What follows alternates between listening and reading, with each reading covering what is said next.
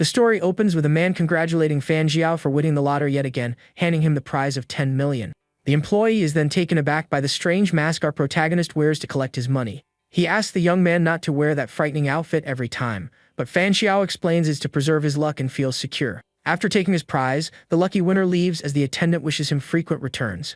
Outside, he removes the mask and introduces himself Fan Jiao, a man with the superpower to accumulate his own luck. With a vast amount of stored luck, he consistently hits the jackpot and has already done so 4 times. To win this time, he saved up luck for an entire month, but the trade-off was constantly encountering thieves and criminals. Smiling, he wonders if storing luck for 1 month causes so much misfortune, what might happen after 2. The scene then cuts to 2 months after his last lottery win. Right now, the young man is on a peaceful run through the park, enjoying a city evening.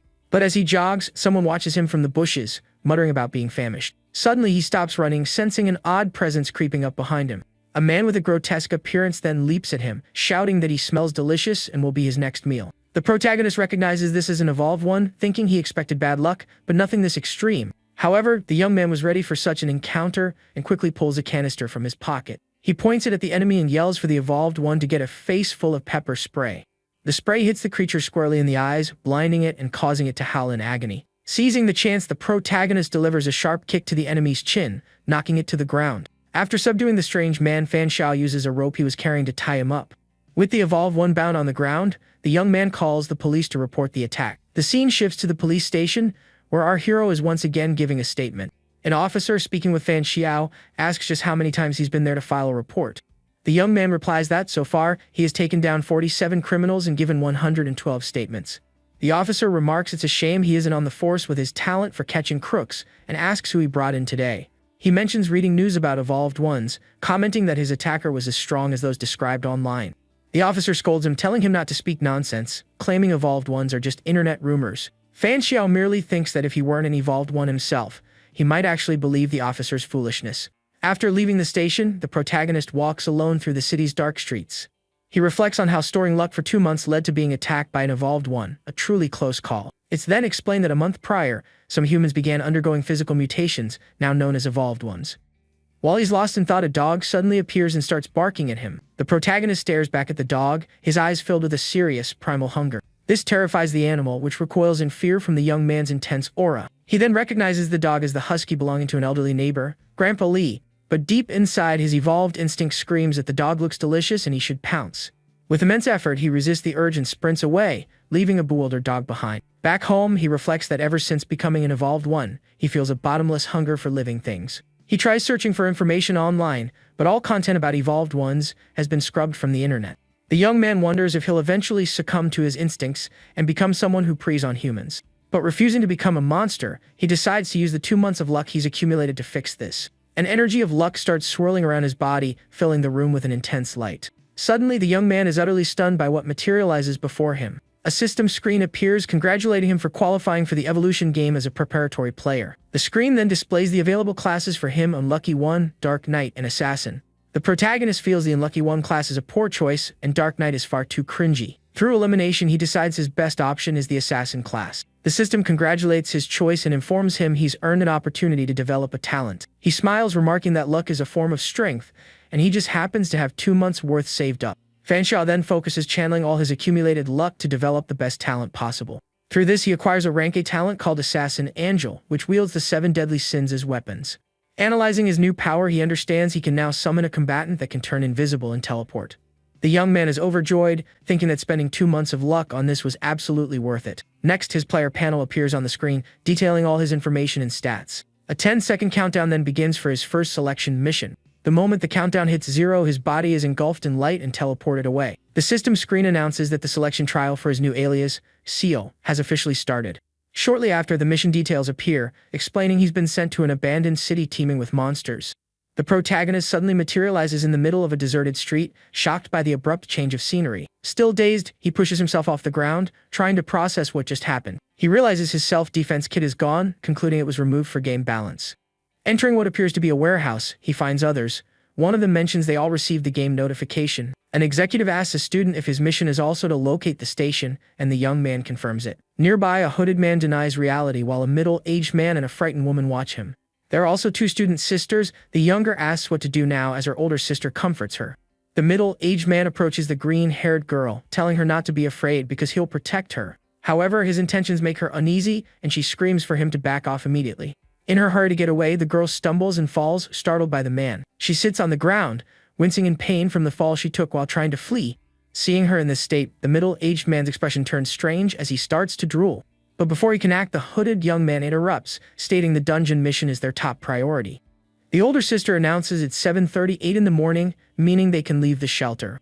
The green-haired woman suggests waiting until 8 or 9 to ensure the monsters are inactive. Our hero then interjects, advising against wasting time due to a hidden mission timer. He explains that since the city is abandoned, their stamina will dwindle without supplies. The green-haired woman apologizes for not considering that and grasps the severity of their situation. The executive agrees with Fan Xiao, admitting he hadn't thought about food and they need to move. With that, the entire group of 8 people bands together and heads out of the shelter. As they walk, the protagonist notices the older sister's doll, wondering if it's a special item. He also suspects there could be another evolved one among them with the same cannibalistic urges he has. The man in the suit is equally wary, thinking those who hide their faces are the most suspicious. Finally, they all exit the building into the courtyard just outside the safe zone. Upon reaching the main street, they find the city deserted and littered with skeletal remains. The executive complains about the city's massive size, saying the search for the station will be time-consuming. The student suggests since the city resembles those on Earth, they should search for regular stations. But the executive retorts that they have no idea where the stations are, a point the young man concedes. The man in the suit then glances at Fan Xiao, thinking his logic is sound and can't be dismissed. He approaches the protagonist and amicably asks what he should call him. The young man gives a fake name, Fan Jianqiang, and the executive asks for the next step. Our hero states they need a map and suggests checking subway entrances for one. The hooded man notes that piecing maps together would be tough, but Fan Xiao clarifies they only need a few key locations. The executive agrees they have no alternative, and the student is eager to begin the search. Meanwhile, the large man tries to sidle up to the sisters, but the older one sharply tells him to scram. Half an hour later, the group finally locates a subway entrance in the heart of the city. Upon arrival, they see the entrance is pitch black, sparking fears of monsters lurking below. Fan Xiao then pulls a match from his pocket, prompting a surprised executive to ask where he got it. Using the match, the protagonist lights an improvised torch he had prepared to light their way. Torch in hand, he prepares to descend the stairs and lead the group through the darkness. But before he moves, the man in the suit stops him, telling him to wait a moment. Using his enhanced hearing, he detects the breathing of 4 monsters on the lower level. The student is stunned, asking if that sharp hearing is his special talent. The executive looks confused and asks what a talent is, leaving the young man even more shocked by his ignorance. Fan Xiao then asks what animal he hunted, and the man reveals he preyed on a dog to survive. He explains he couldn't bear the predatory urge, and his hunger vanished after consuming the animal. As a result, he gained dog-like ears and the animal's highly developed hearing and sense of smell. The student is impressed by the story, while the executive mentions his own hunger subsided after becoming a player. Our hero then asks what it feels like to eat a raw dog, making the man suspicious. The young man claims it's just curiosity masking his true intent, so the executive remains unsuspecting. The hooded man then approaches and secretly asks if he has ever considered preying on people. This question leaves the executive utterly horrified and shocked by the suggestion. The man with dog ears is left stunned and speechless by the terrifying question. Frightened, he backs away from the protagonist, asking how he could harbor such a monstrous thought. By analyzing the man's micro-expressions, our hero concludes he isn't lying and poses no threat. He then dismisses it as a joke, adding that perhaps some evolved ones do prey on people. The student lets out a sigh of relief, saying the protagonist's joke nearly gave him a heart attack. The green-haired girl suggests finding another subway entrance, since this one contains monsters. But Fan Xiao argues that if monsters avoid light, other subway entrances will likely have enemies too. The executive sees the protagonist's point and tells them to press on. The green-haired woman refuses to go, paralyzed by fear, and the large man yells at her, calling her crazy. The student and the hooded man also suggest finding another entrance, hoping it will be clear of monsters. Fan Xiao ignores the debate, announcing he'll find the map himself while they figure things out. He thinks that encountering danger would be a perfect opportunity to test his rank A talent's effectiveness. The protagonist then descends the stairs alone, torch in hand, and begins exploring the dark subway tunnels. A moment later, the executive and the 2 sisters come running after him, telling him to wait up. After catching up, the man in the suit explains they decided to join him in the search for the map. The older sister adds that she needs to see the map for herself, and Fan Xiao commends her caution. Our hero claims to have a photographic memory and asks them to turn away so he can memorize the map undisturbed. Suddenly, the younger sister is startled by something and clings to her sister's arm in terror. She points into the gloom, screaming desperately that there's a monster right there. They look where she's pointing and see a massive red creature sleeping soundly on the floor. Very carefully, the group flattens themselves against the wall to avoid waking the beast as they search for the map. Our hero then gets a brilliant idea to resolve the situation without a fight. Smiling, he tells the group they can stop, as he's already found the map. The young man then illuminates the wall with his torch, revealing a giant map of YB City. Back outside, the older sister asks if he truly memorized everything in just a minute. He replies that it was subconscious memorization and begins sketching a copy of the map on the ground for them. The girl is astonished, as his drawing perfectly matches what she managed to remember from the map. Just then, the rest of the group that stayed behind finally arrives, finding the four of them. The green-haired woman expresses her relief that they're safe and apologizes for her earlier fear. The older sister states they can't be a team if half of them flee at the first sign of danger. The large man gets angry, asking if he isn't allowed to be scared, but the girl retorts that in that case, he won't get the map. He challenges her, asking if the other three are willing to forego the map because of her. But before the argument escalates, the hooded man shoves the large man, silencing him. The hooded man apologizes for their mistake, and the green-haired girl also apologizes for her fear. The student apologizes for his cowardice as well, promising to cooperate with the team from now on. Seeing them all apologize makes the middle-aged man furious with his own teammates. The older sister stares him down and asks if he has anything else to add. Under pressure, he apologizes but inwardly vows to get his revenge on her later. Fan Xiao cuts the bickering short, telling them to save their energy since they don't even know if they'll make it out alive. He holds up 2 copies of the map and announces they're splitting up, which panics the student. The protagonist explains the city has 3 stations, and splitting up is the most efficient approach for the mission. The older sister announces that she and her sibling will explore the East Station, letting the others decide their own paths. The large man offers to join them, but the girl rejects him, telling him to go elsewhere. With a sneer, he says he'll go wherever he pleases and she can't control him. The student once again tells him to go somewhere else, and the man tells her to mind her own business.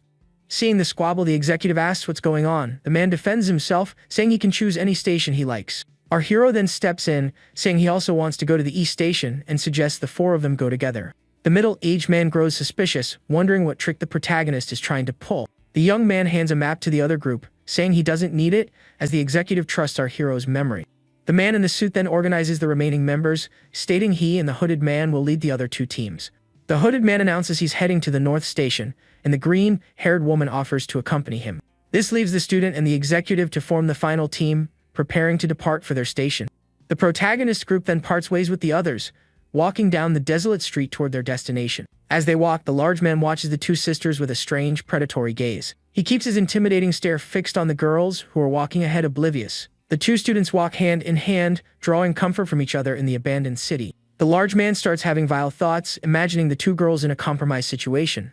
He muses that the girls dared to stand up to him earlier, and now that they're isolated, he can make his move. But suddenly, the protagonist appears behind him, placing a hand on his shoulder and breaking his train of thought.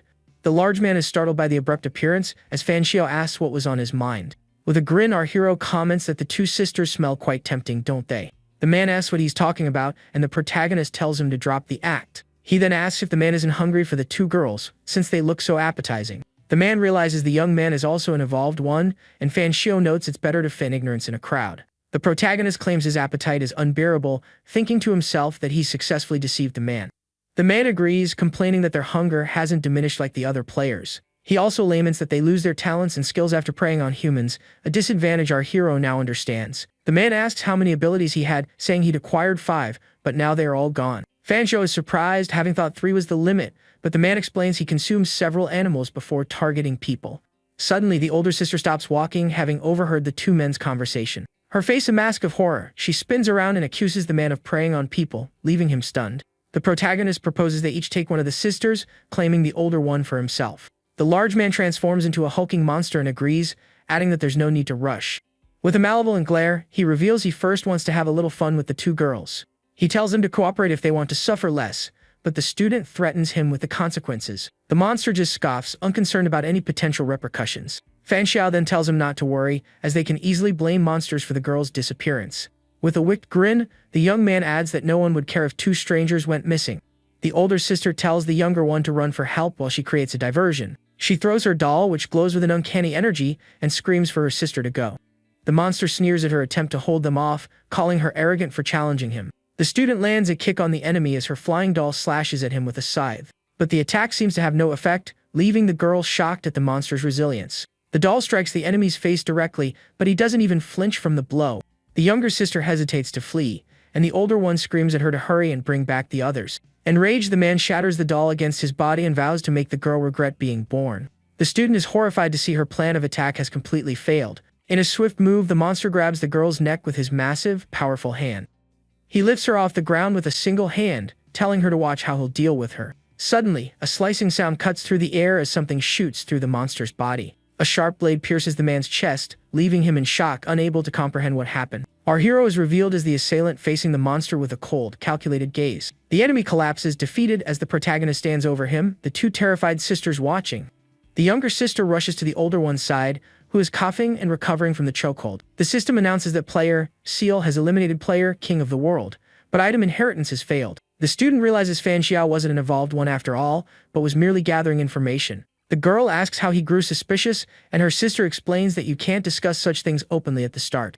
The protagonist adds that before the man revealed himself, he had suspected the two sisters as well. The older sister says the very thought of preying on people makes her sick to her stomach. She then suggests they introduce themselves properly now that the immediate threat is gone.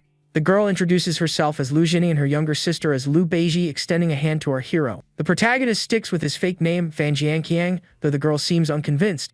She asks if splitting up was a ploy to expose the monsters, and he confirms it was to remove the threat from their team. This makes the younger sister realize there could be other cannibalistic evolved ones among the players. He then announces they're going after the hooded man and the fragile woman's group, confusing the sisters. The young man explains he suspects they are monsters, and Lu Ziding asks which one he's more wary of. He admits it's just a hunch, and they still need to confirm who the real monster is. With that, the trio takes off, running through the deserted city streets in pursuit of their next target. They move swiftly through the alleyways, trying to locate the hooded man's group as quickly as possible. Suddenly, they spot the hooded man and the woman running towards them, looking relieved to be saved. The girl screams for help, crying that there's a monster, and our hero remarks that their timing is perfect. But to everyone's astonishment, they both start accusing each other of being the true people-eating monster. Fan Xiao assesses the situation and asks if either of them has proof to back up their claims. The hooded man displays a wound on his arm, claiming the girl bit him and tore off a piece of flesh. She frantically denies it, showing a similar bite mark on her own arm and insisting he is the real monster. The protagonist suspects one of them self-inflicted the wound and suggests they rely on intuition. Lu Zinning agrees to trust him, but her younger sister thinks it's a rash decision. Bolstered by the girl's confidence, the protagonist steps between the two and announces his choice. He aims his weapon at the woman and says he chooses to believe the hooded man, much to the girl's relief. The hooded man shouts desperately, telling him not to be deceived by her appearance, that she is the monster. Our hero tells the young man to be quiet, stating she is a beautiful human, and the woman thanks him for his trust. He then approaches the girl, reassuring her not to be afraid because he is definitely on her side. But in a flash, the older sister attacks the woman from behind while the protagonist holds her in place. The woman is stunned, pierced from behind with no chance to react. In agony, she screams, realizing the two were acting to trick her and catch her off guard. Lu Zinning asks if he wasn't worried she wouldn't catch on, and he replies he trusted she would know what to do. The girl is impressed by his intelligence and courage, and by the fact he trusted her without any warning. With the plan a success, our hero yells for the monster to finally reveal its true form. Seething with hatred and rage, the woman's face contorts into a demonic, terrifying visage. She transforms into a bizarre, giant monster, swearing to torture them to their last breath before devouring them. He realizes this monster is stronger than the last and shouts for the girl to fall back to a safe position. The furious monster begins chasing them through the streets, roaring for the pair of dogs to stop running. The pursuit leaves a trail of destruction across the city, with explosions and smoke billowing everywhere. Lu Zinning asks if he has a plan, but the young man tells her not to worry, as reinforcements are coming. Suddenly, the protagonist stops running and turns to face the creature charging at him. With a confident smirk, he announces that the reinforcements he was waiting for have finally arrived. He then taunts the monster, saying he admires its courage for making such a scene, and asks if the area looks familiar. The creature is baffled by the question and glances around, trying to make sense of the situation. Then, the silhouettes of 3 other monsters appear, and our hero confirms this was his trap all along. The red creatures pounce on the green monster, who curses the wretches as they attack. Lu Zinning now understands the attack on her leg was meant to slow her down and lure the other monsters. He roars for the creatures to get lost, saying he has a score to settle with the players first. With the monsters preoccupied, the protagonist declares it's time to end this whole mess.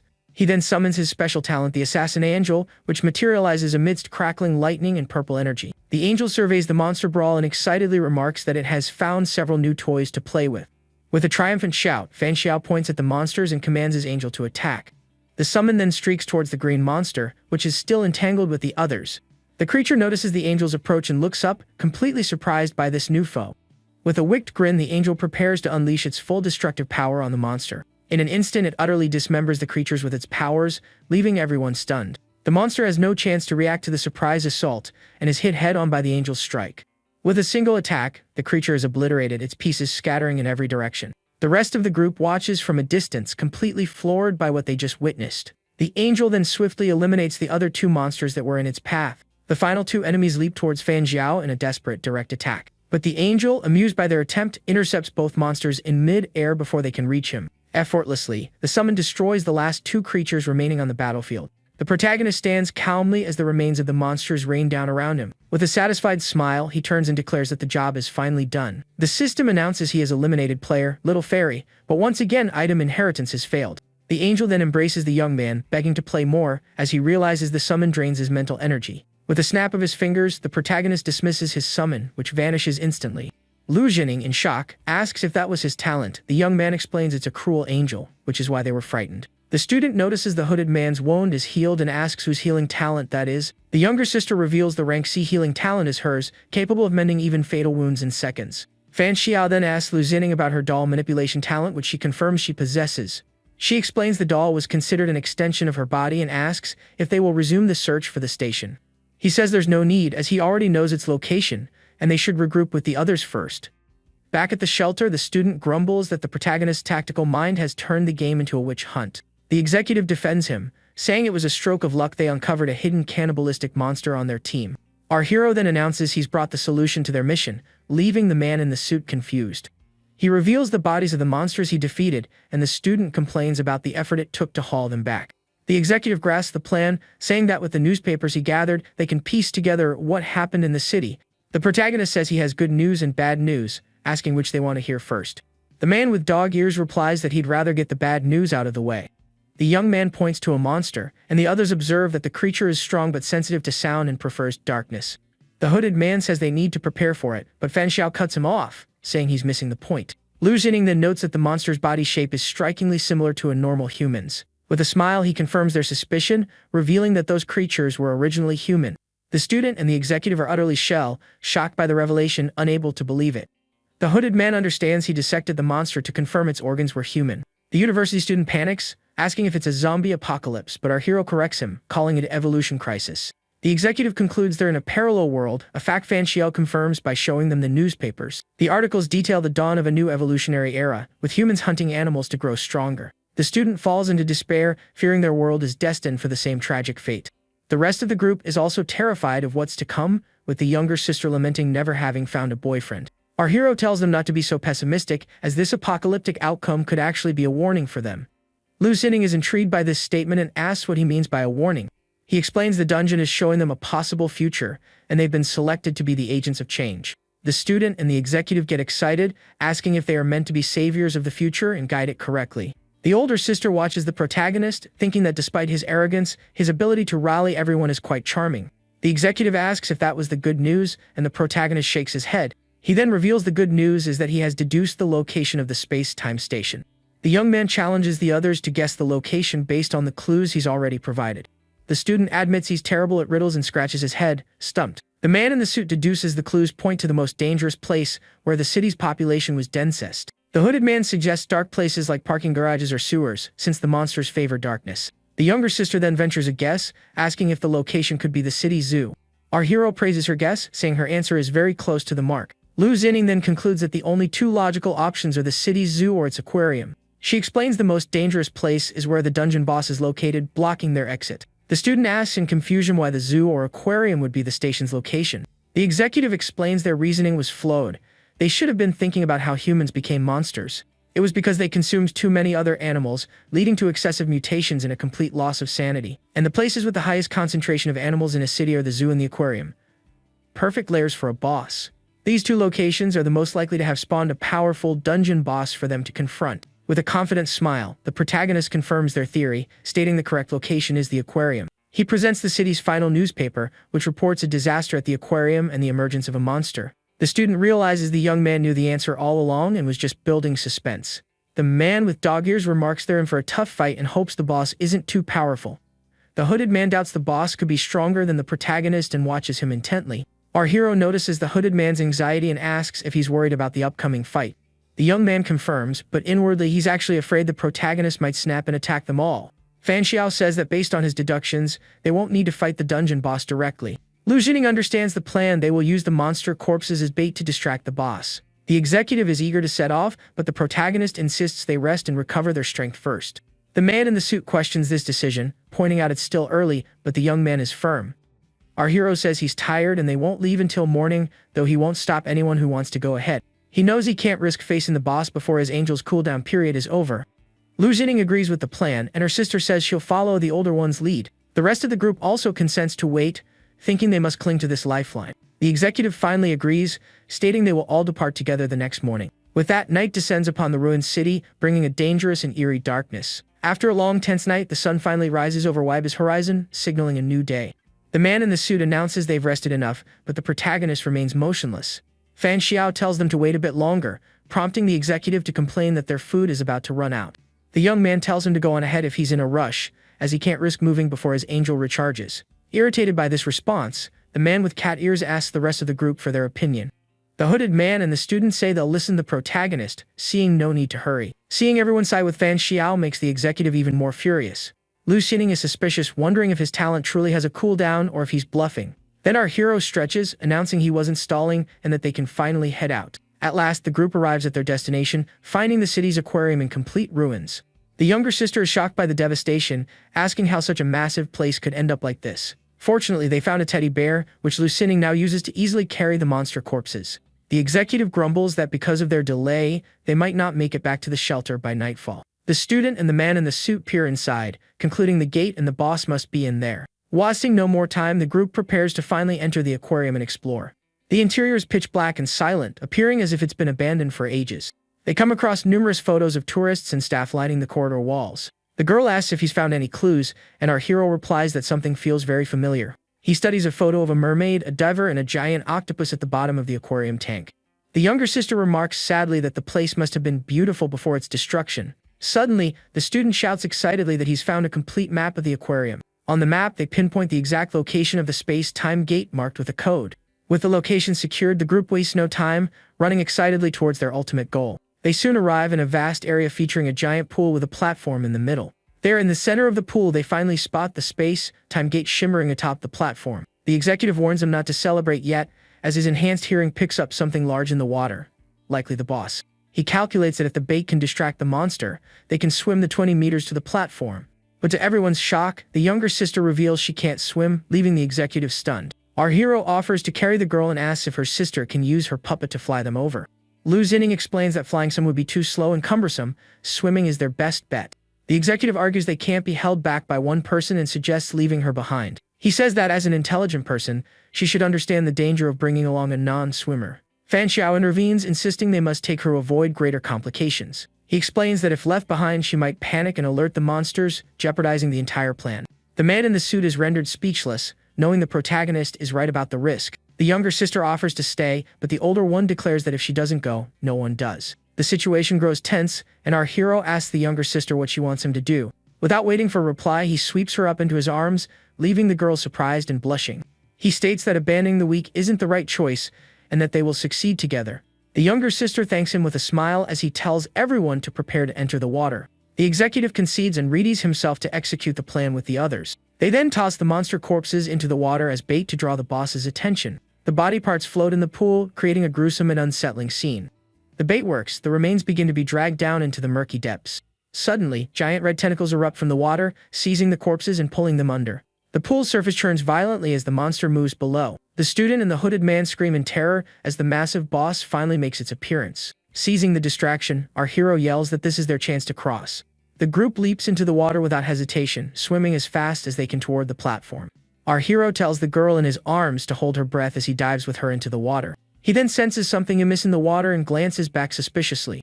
The group continues swimming together through the dark pool, pushing for the other side. Suddenly, the protagonist realizes someone is missing and spots the executive with a malevolent grin. The man in the suit holds up a block of stone, saying the protagonist is right, he does have a choice. With a flick of his wrist, he hurls the stone into the water to draw the monster's attention. The group. The splash attracts the boss, which now turns its focus toward the players swimming in the pool. The younger sister sees this and desperately asks what is happening. The executive reveals he doesn't want anyone else getting out alive, and that he'll be the first to make a move. The student curses the executive, calling him a scoundrel and asking what they're supposed to do now. The monster's tentacles lash out, grabbing everyone with immense force. They are all hoisted into the air by the tentacles, left dangling with no hope of escape. Our hero declares there's no other option, they have to fight the monster to survive. The monster then fully emerges from the water, roaring furiously at the players who dared to challenge it. Taking advantage of the chaos, the executive shouts that now is the time and dives into the water to make his escape. Lu Xingning, trapped by the tentacles, braces for the worst. She remarks that if the man in the suit tried to betray them, he won't escape the monster either. The protagonist yells at her to ignore him and use her ability to pierce the monster's eyes. Using her puppet control technique, the teddy bear lunges and attacks the monster's eyes with force. The monster bellows in pain from the attack and flings everyone into the water to dislodge the teddy bear. The hooded man shouts in alarm that the student is about to be taken out, urging Fan Xiao to do something. But the protagonist tells him to wait a bit longer, as the younger sister blames herself for being useless. Lu Xingning wonders why he won't act, questioning what he's waiting for with his powerful abilities. Meanwhile, the executive nears the gate, thinking that sacrificing the others is the only path to victory.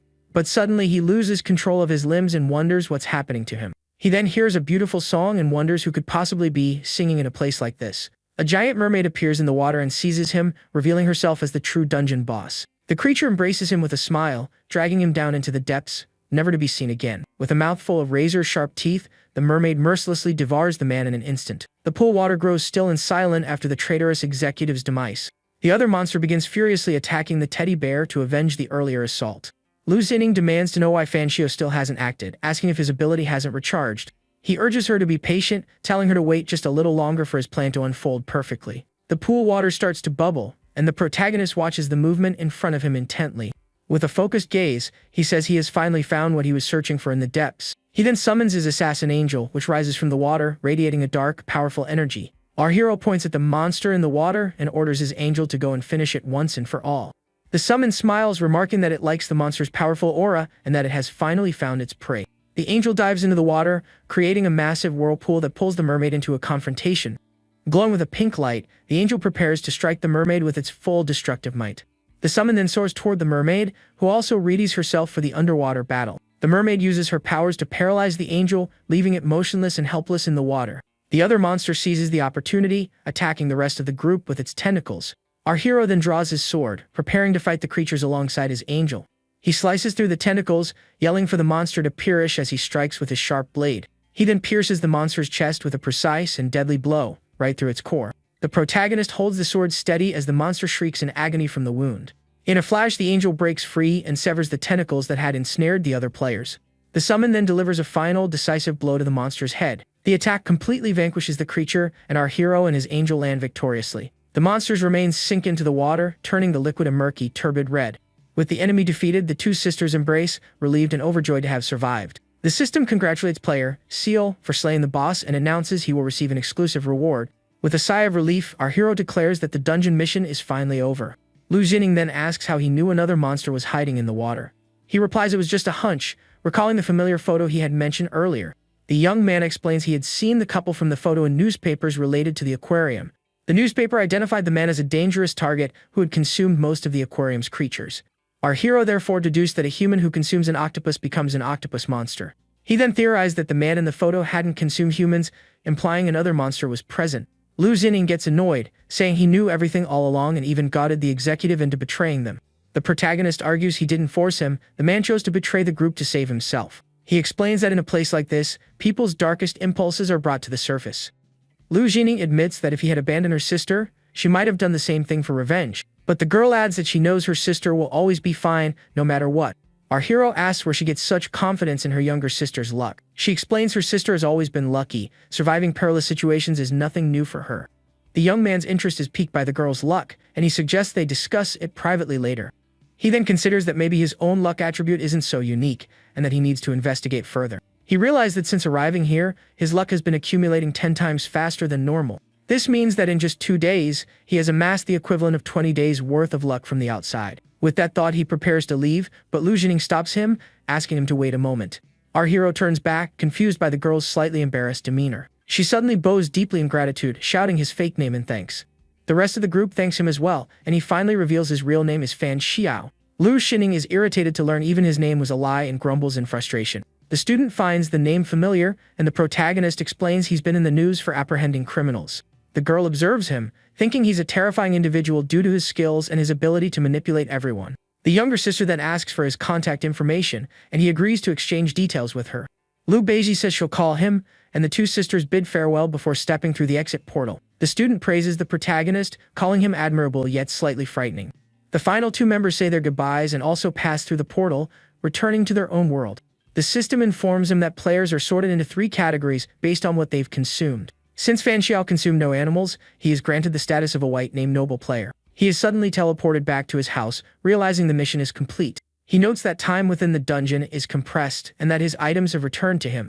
With a smile, he realizes his insatiable hunger is gone. He's been cured of his predatory habit. He then checks his rewards, seeing he's gained various items and 5,000 game coins. For defeating the final boss, he also received a CD grade item, the Sanguine Earring. He decides to examine the boss reward first and claims the item. The earring materializes and fastens itself to his ear, glowing with a crimson energy. The item's description explains it allows him to control his own blood and solidify it into weapons. He feels a surge of power and realizes he's gained a very useful new combat ability. Next, he grabs the evolution potions and downs them all at once to boost his powers. With his body now strengthened, he feels confident he can face monsters head-on. His player panel updates, showing his level has increased, and he's gained an opportunity to upgrade his talent. He's thrilled to see his evolution rate has increased, and that he can enhance his Assassin Angel. Suddenly, his phone rings with an unknown number, piquing his curiosity. He wonders if it's Liu Beiji calling, or perhaps a notification about a new dungeon. He answers, and a familiar voice introduces herself as Liu Sinning, thanking him again for his help. The protagonist asks if she's only calling to say thanks, and the girl hesitates. She then remembers his interest in her sister's extraordinary luck. He asks about the secret to her luck, and the girl begins to explain. Our hero's expression turns serious. If there's another person like him, he must take it seriously. She recounts how, since childhood, her sister has been in numerous accidents but always emerged unscathed. Liu Beiji chimes in, saying her sister is exaggerating a bit to impress him. The young man understands her luck is merely anecdotal, with no concrete proof. She then asks about his talent, but he skillfully deflects the question, unwilling to reveal his powers. He feigns offense, saying there's no need to talk further if she only wants to pry for information.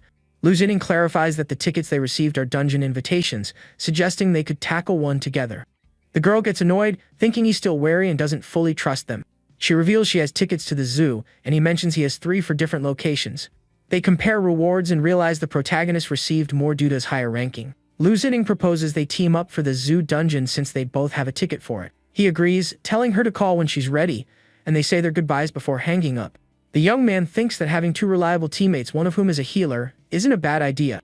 He then decides his next move is to enhance the combat power of his little summon. Using the opportunity he earned, he upgrades his Assassin Angel to a stronger, more powerful level. Impressed by the new attack buffs, he decides to give his summon a name. Next, he picks up a pencil and begins to draw with intense concentration. He holds up a portrait of the 2 monsters he took down, admiring his own artistic skills. Suddenly, the doorbell rings, and he realizes his expected visitors have arrived. 3 individuals in suits enter his home, looking at him with serious, professional expressions. One of the men asks how he knew they were coming, and the protagonist answers with ease. He says the previous night's attack involved evolved ones. It was only a matter of time. The woman in the group challenges him, stating that evolved ones are just online rumors. With a confident smirk, he reveals he is an evolved one, leaving the 3 of them utterly shocked. The man who is smoking is dumbfounded by the revelation, unable to believe what he just heard. He then hands them the portraits of the monsters, stating he became an official player the night before. The officer praises the drawings and asks his team to investigate the identities of the individuals depicted. The man in the suit introduces himself as Du Ruo and his assistant as Wu Yanqing from the Bureau of Special Affairs. They reveal they are from a special government department created to handle evolved ones and players. Their organization is responsible for all matters concerning evolved ones in the evolution game. The officer complains that the young man always gets mixed up in strange affairs, and Fan Xiao asks if he knew nothing. He then displays his player code, revealing himself as a white named player. Du Ruo inquires about the other players, but the young man refuses to disclose their identities. He says he would only cooperate under official orders, but the agent tells him there's no need for tests. With a smile, he explains that the emergence of players will disrupt the world's social fabric. He says the agency aims to recruit all players, and joining them offers nothing but benefits. Our hero replies that he'll consider the offer, weighing the advantages of joining. Du Ruo leaves his card with his contact details and a password for the agency website, telling him to call when he decides. Before leaving, the agent thanks him for the information and asks his assistant to use her talent. She confirms Fan Xiao's player code is authentic, and Du Ruo remarks that he will be a great asset in the future. He then asks her to request intel on the young man's next dungeon, stating he wants to observe him. With that, Du Ruo signals the sniper and combat teams on standby to withdraw. A sniper had been positioned on a nearby rooftop, ready to act at a moment's notice. He receives the order to cancel the operation and prepares to leave with his equipment. Suddenly, the protagonist's summon appears behind him with a grin, poised to strike. She approaches, and the sniper asks if they're pulling back, telling her not to get carried away and to return promptly. The summon returns to the apartment, complaining that Fan Xiao didn't let her take out the man. He explains they meant no harm, so they couldn't make the first move against them. With a smile, the protagonist readies himself for the next dungeon, ticket in hand. The ticket displays the details of the upcoming mission, a hotel at the Rose Street station. That same evening, the young man stands atop a tall building, surveying the city below. He approaches the edge, preparing to test the new abilities of his enhanced summon. The angel complains that he's heavy but lifts him into the air, flying a few meters above the building. The summon then gripes that the new conceptual weapon is merely a useful tool for travel and killing. He tells her to rest and dismisses the summon, contemplating his next moves in the game. With his abilities tested, he takes out the new dungeon ticket and prepares for his next mission. The ticket begins to smolder as the system announces the space-time train will arrive in 5 minutes. He is then teleported to a train station, realizing that this time, he wasn't sent to a shelter. Suddenly, a voice asks if he's also there for an instant, surprising him. He turns to see Duruo, who smiles and says he couldn't resist his curiosity and had to try it once. Our hero doubts it's a coincidence and asks how many times he has actually done this.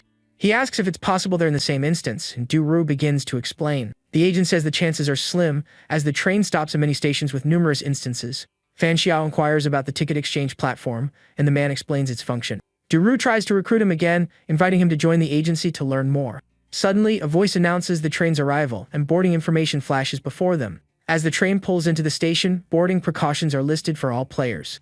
The agent reveals he is also heading to the auspicious hotel, and the protagonist confirms he's going to the same place. He finds it too coincidental and suspects the agency is monitoring him, but decides to stick to the plan. The two then board the train and take their seats for the journey to the next dungeon. He notices other players on the train and that the rules don't prohibit conflict between them. A flight attendant approaches and hands him a menu to browse the food options. The young man is taken aback by the price of coffee, but Duruo offers to pay, citing his status as a high-level player. He then accepts a cup of coffee and begins to drink it calmly while perusing the menu. The protagonist notices a company logo at the bottom of the cup, which intrigues him. Duruo explains that everything here is real, not just a loading screen before the dungeon. He suggests this place is likely a nexus where various space-times intersect. This implies that the train's passengers could come from worlds entirely different from their own.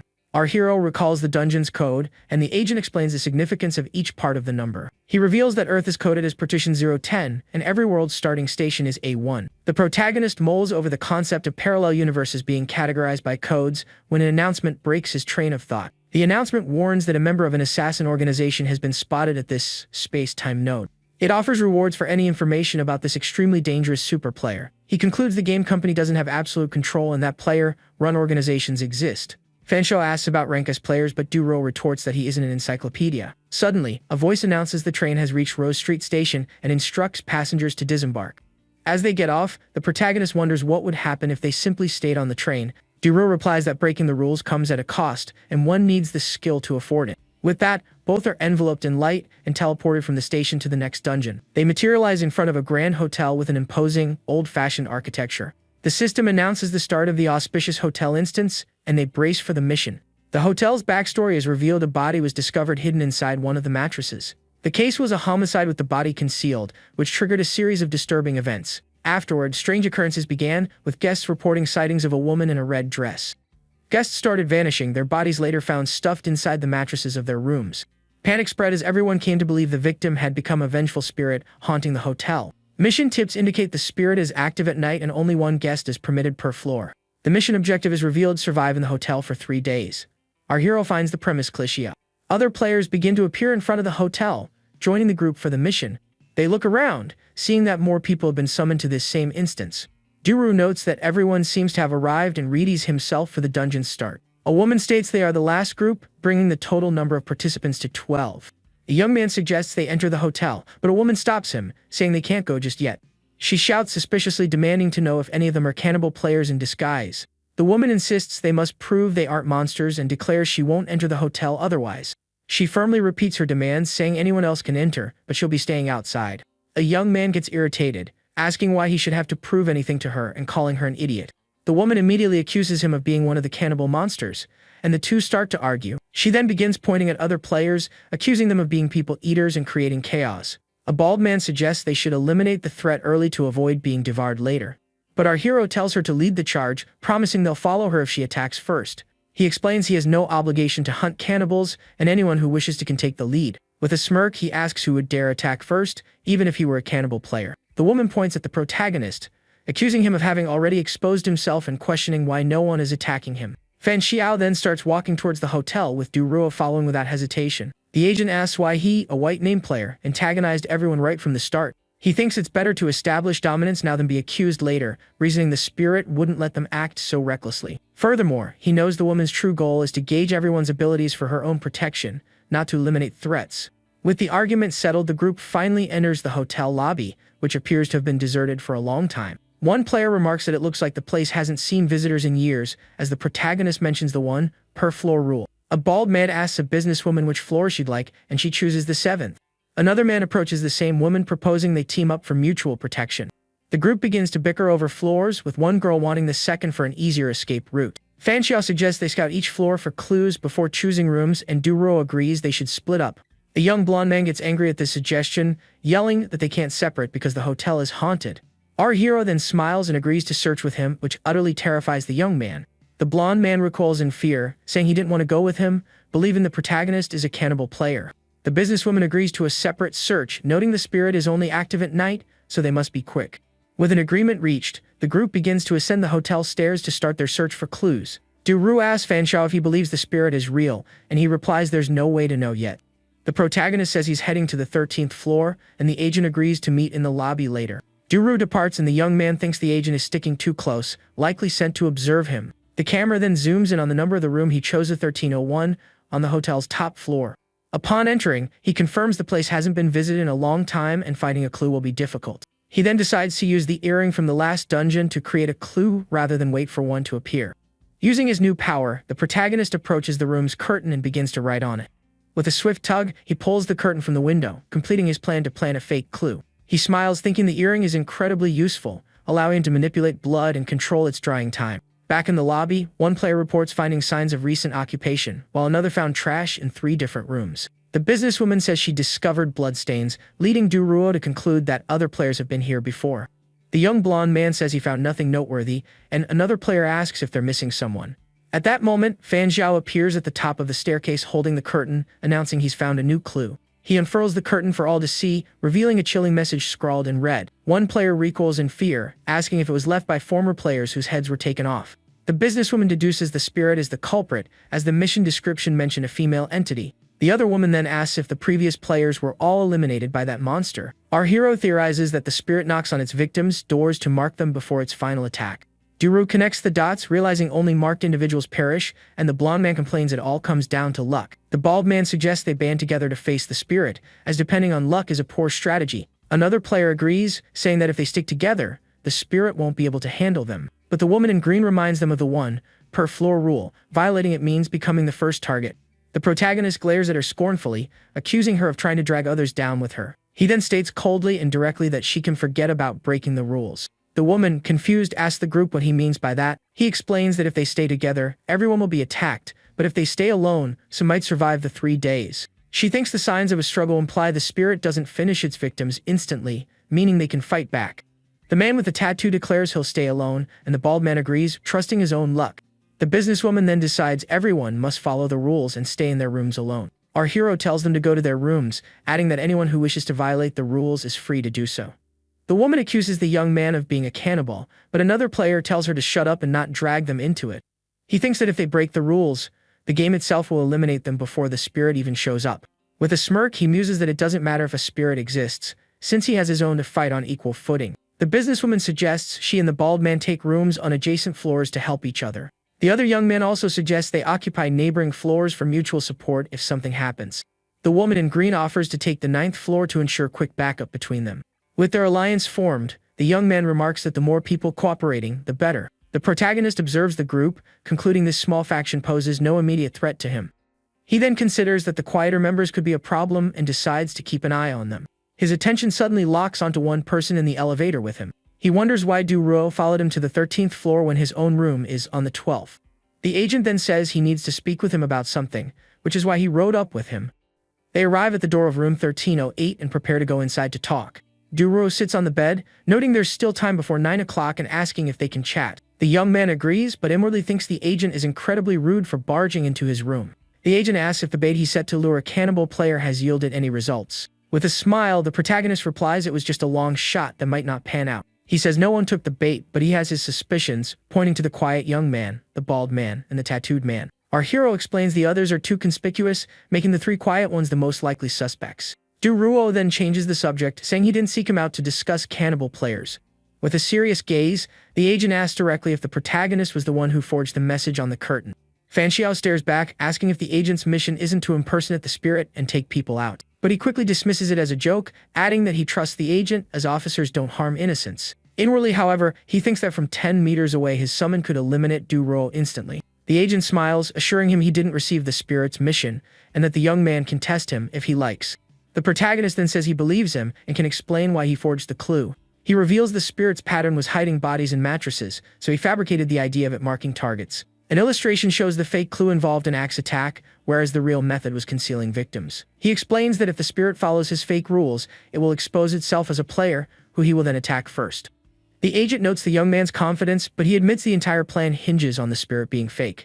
Duru then hands him a Ranky item, an evolutionary paper cup telephone to aid him. He explains the item allows communication within the same space, which our hero finds very useful. The agent tells him to signal if the bait works, but he's outmatched, promising to provide immediate backup. Before leaving, he asks why Fan Jiao is so certain the hotel's spirit is fake. The young man explains the probability is high as genuinely supernatural events rarely occur in Ranky instances. The agent wishes him luck with the bait and asks to be notified if anything happens during the night. With a confident smile, our hero tells the man in the suit not to worry about him. The scene shifts to 10 o'clock at night in a dark, eerie hotel corridor. The camera focuses on the door to room 902, where one of the female players is staying. The woman in green is huddled in her room, terrified, refusing to believe she could be so unlucky. Suddenly, a knock at the door echoes through the room, sending the girl into a panic. The knocking persists, and she realizes with dread that the spirit has finally come for her. Overcome with fear, she tells herself she just needs to keep the door shut and not open it no matter what. But as she looks up, she is completely horrified by what she sees on the ceiling. A ghostly figure with glowing red eyes hangs upside down, staring down at her. In an instant, the creature lunges, and the woman lets out a blood-curdling scream of pure terror. Outside the room, a loud thud resonates through the silent ninth-floor corridor. In the adjacent room, the businesswoman also hears knocking and goes on high alert.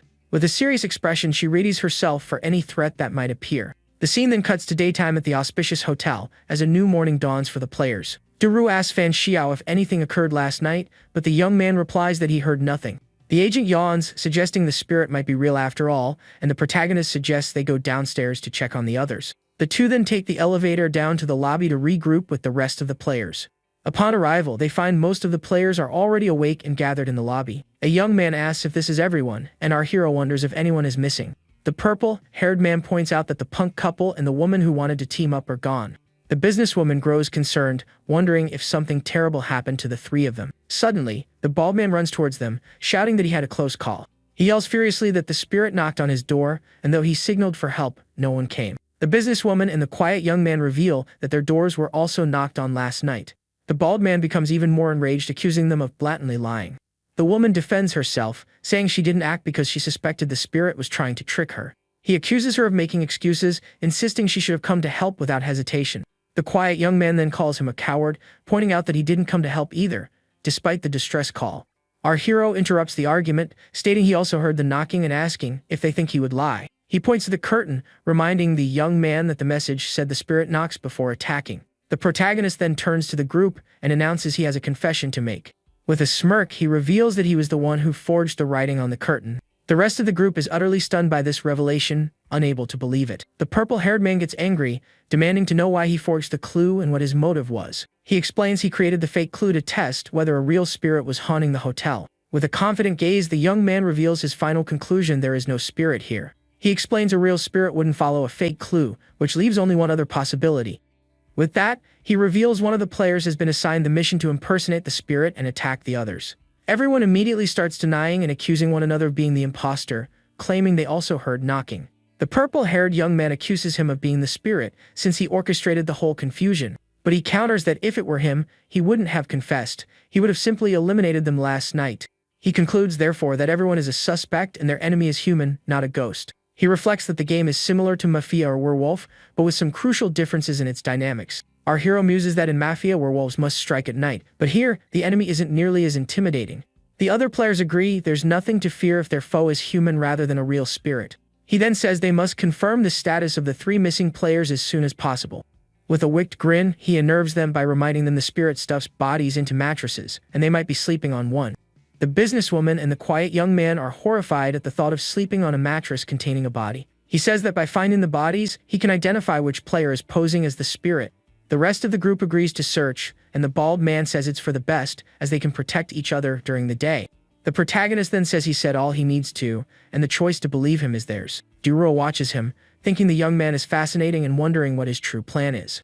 Suddenly, the group hears a noise from upstairs and prepares to investigate its source. After searching over half the hotel, the young man wonders if the bodies aren't in the mattresses after all. He then feels an odd presence and realizes someone is approaching from behind. He turns to see a bald man with glasses holding a strange item. The protagonist is surprised to see this player, who stares back at him with a smile. The bald player asks what he's holding, seemingly confused by the strange item. He introduces himself as the owner of the ranky item called the arrogant doorknob, which can soundproof a room. Our hero now understands this man posed as the spirit and eliminated the other 3 players. The villain confirms he only eliminated the large woman. The punk couple was taken out by the game for breaking rules. The young man then asks why he wasn't attacked last night, since he was an easy target. The enemy reveals he has an item that displays his win rate, and against the protagonist it was only 52%. With a smile, he asks why the villain chose to attack him now, and if he isn't afraid of failing. The man replies he has no choice and his win rate has climbed to 68% after acquiring new items. He then readies his attack, stating he only needs to eliminate 2 more players to win the mission. Our hero realizes the mission is to take out half the players, and notes the enemy is far too talkative about his plans. Suddenly, a powerful purple aura envelops the protagonist's body as he prepares for battle. The villain grins, revealing he has released a ranky poisonous fog and thanks him for stalling. The young man calls him despicable for using poison despite having a high win rate, and the villain just smiles. With a malevolent look from behind a mask, the enemy prepares to deliver the final, victorious blow. A screen describes the spirit's suit, an item allowing the user to become spectral and pass through walls. The villain transforms into a red spirit, declaring that survival is all that matters, not the methods used. He then flies towards the protagonist, shouting for him to go to the underworld and prepare to be eliminated. But to the enemy's astonishment, the young man remains calm and catches the attack with his bare hands. Suddenly, the spirit feels a wave of nausea and its stomach churns uncontrollably. With an overwhelming urge to vomit, he can't hold it back and ends up expelling all the poison he used. The villain collapses, weak, wondering how this is possible when his win rate was so high. A blood dagger then pierces the enemy's back, giving him no chance to defend. The protagonist's summon appears with a smile, observing the defeated enemy on the floor. The system then announces that Player Seal has successfully eliminated Player and King. The young man then takes a vial of antidote and drinks it to counteract the poison's effects. He inherits an item from the enemy, thinking that the win rate detector fails to account for innate talent. The inherited item is the arrogant doorknob, and he concludes that he can't rely on the abilities of low-rank items. His summon complains about the enemy's outfit, and he corrects her, saying not to disrespect the remains. He says he still has a use for the body, and the summon transforms back into a normal man. The little angel pouts, and he thinks she acts like a child before deciding to contact Duru. He then activates his anemic earring, and the enemy's blood begins to drain from his body. The earring forges a link between his blood and the target's, allowing him to control it for an hour. He fashions the blood into a hand crossbow, explaining that a single blood arrow can establish the connection. He explains he can make the target's blood flow in reverse or even cause them to explode. Suddenly, Duru appears at the doorway, and the young man aims his crossbow at the agent. The agent is shocked, asking what's happening and why the protagonist is armed. He sees the body on the floor and asks if the fight is over and if the protagonist has dealt with the spirit. The man in the suit approaches and is shocked by the state of the body, which appears to have been mutilated. He thinks the young man's power is beyond imagination, as the protagonist lowers his blood weapon. Duru worries that his mental state is a problem and decides he'll have to revise his file upon their return. The agent then asks why the spirit doesn't match the description from the hotel's mission brief. With a smirk, our hero says it's because of the mask, which he claims would fetch a good price. The man in the suit analyzes the body, thinking the spirit wasn't a cannibal player and pondering its traits. Suddenly, the protagonist says there's a problem, the spirit is defeated, but the instance hasn't ended. The agent then wonders what the true mission could be, if not banishing a spirit. Our hero says he has a theory and suggests taking the body to the lobby to explain everything to the others. The scene then cuts to the hotel lobby, focusing on its grand, imposing chandelier. Back in the lobby, the entire group is gathered around the defeated enemy's body on the floor. The protagonist summarizes the situation, explaining how he tricked the spirit player and managed to counterattack. The businesswoman reveals they also found the bodies of the 3 missing players. With the spirit defeated, everyone is relieved, thanking the young man for allowing them to rest easy at night. But the young man with cat ears asks what he would have done if his plan hadn't worked out. He explains that if the spirit hadn't acted, everyone would have doubted him, as his fake rules would have been ignored. And if someone had been hurt, everyone would have united, drastically lowering the spirit player's chances of success. The young man continues his questioning, asking what would have happened if the spirit had been real, not a player. With a confident smirk, our hero shows he had already considered every possibility. He says that if the spirit were real, grouping up would have been easier, and in a worst-case scenario, they would have just returned to their rooms. With a smile, he states that either way, he wouldn't have broken the rules by staying together with them. The purple-haired young man gets angry, accusing him of being irresponsible and setting up a scenario where people could be eliminated. He then lets out a malicious laugh, glaring at the protagonist with pure rage and contempt. Our hero says the three bodies are proof enough, and that he doesn't expect their trust, as he doesn't trust them either. The bald man then switches his allegiance, saying he believes him now that the spirit has been eliminated. He then suggests that since the threat is gone, they should discuss how to divide the spoils of war. He repeats his suggestion, moving closer to the group to try and win them over. The protagonist then picks up the spirit's mask, asking if this is what he's talking about. With a look of contempt, he asks if the man wants the mask to cover his shameless face. The bald man is completely stunned and speechless at the insult. He then becomes enraged, accusing the protagonist of being a cannibal player who used false information. The purple-haired young man tries to de-escalate, saying it's not yet confirmed if he's a cannibal. He then suggests the spirit's item be held by someone everyone trusts for safekeeping. Our hero is suspicious, asking who this trustworthy person might be. The young man says it's for everyone's safety, and the bald man agrees it should be the least threatening person. Fan Xiao then tosses the mask to the purple-haired young man, saying he seems the most suitable. But as he catches it, a system screen warns that the item is exclusive and cannot be used by him. The bald man is furious he didn't warn them, and the protagonist retorts that watching them squabble was like a monkey show. The man then states that while the spirit threat is gone, the danger of cannibal players remains. He points at our hero, accusing him of being a cannibal who will attack them in the coming nights. With that, he urges everyone to unite and eliminate the danger once and for all. Fan Xiao smiles wickedly, thinking he needed to add more fuel to the fire to expose the cannibals. The bald man shouts that the young man's true intentions have finally been laid bare. But before he can finish, a spear erupts from his chest, leaving everyone shocked. The weapon originated from the quiet young man's outfit, a magical item called 100 Changes Magic Clothes. The screen explains the clothes are made of a special metal that can freely change shape and color. The young man transforms into a warrior, saying that since they attacked first, he no longer needs to pretend. It's explained the item is for both offense and defense, as hard as steel and as tough as a bulletproof vest. With a wicked smile, he reveals himself as one of the cannibals, along with the businesswoman and the purple-haired man. He then orders the other two to attack so they can feast for the next few days. Our protagonist is completely shocked by this sudden revelation and betrayal. The businesswoman shouts that they are all cannibals, and the purple-haired man confirms it.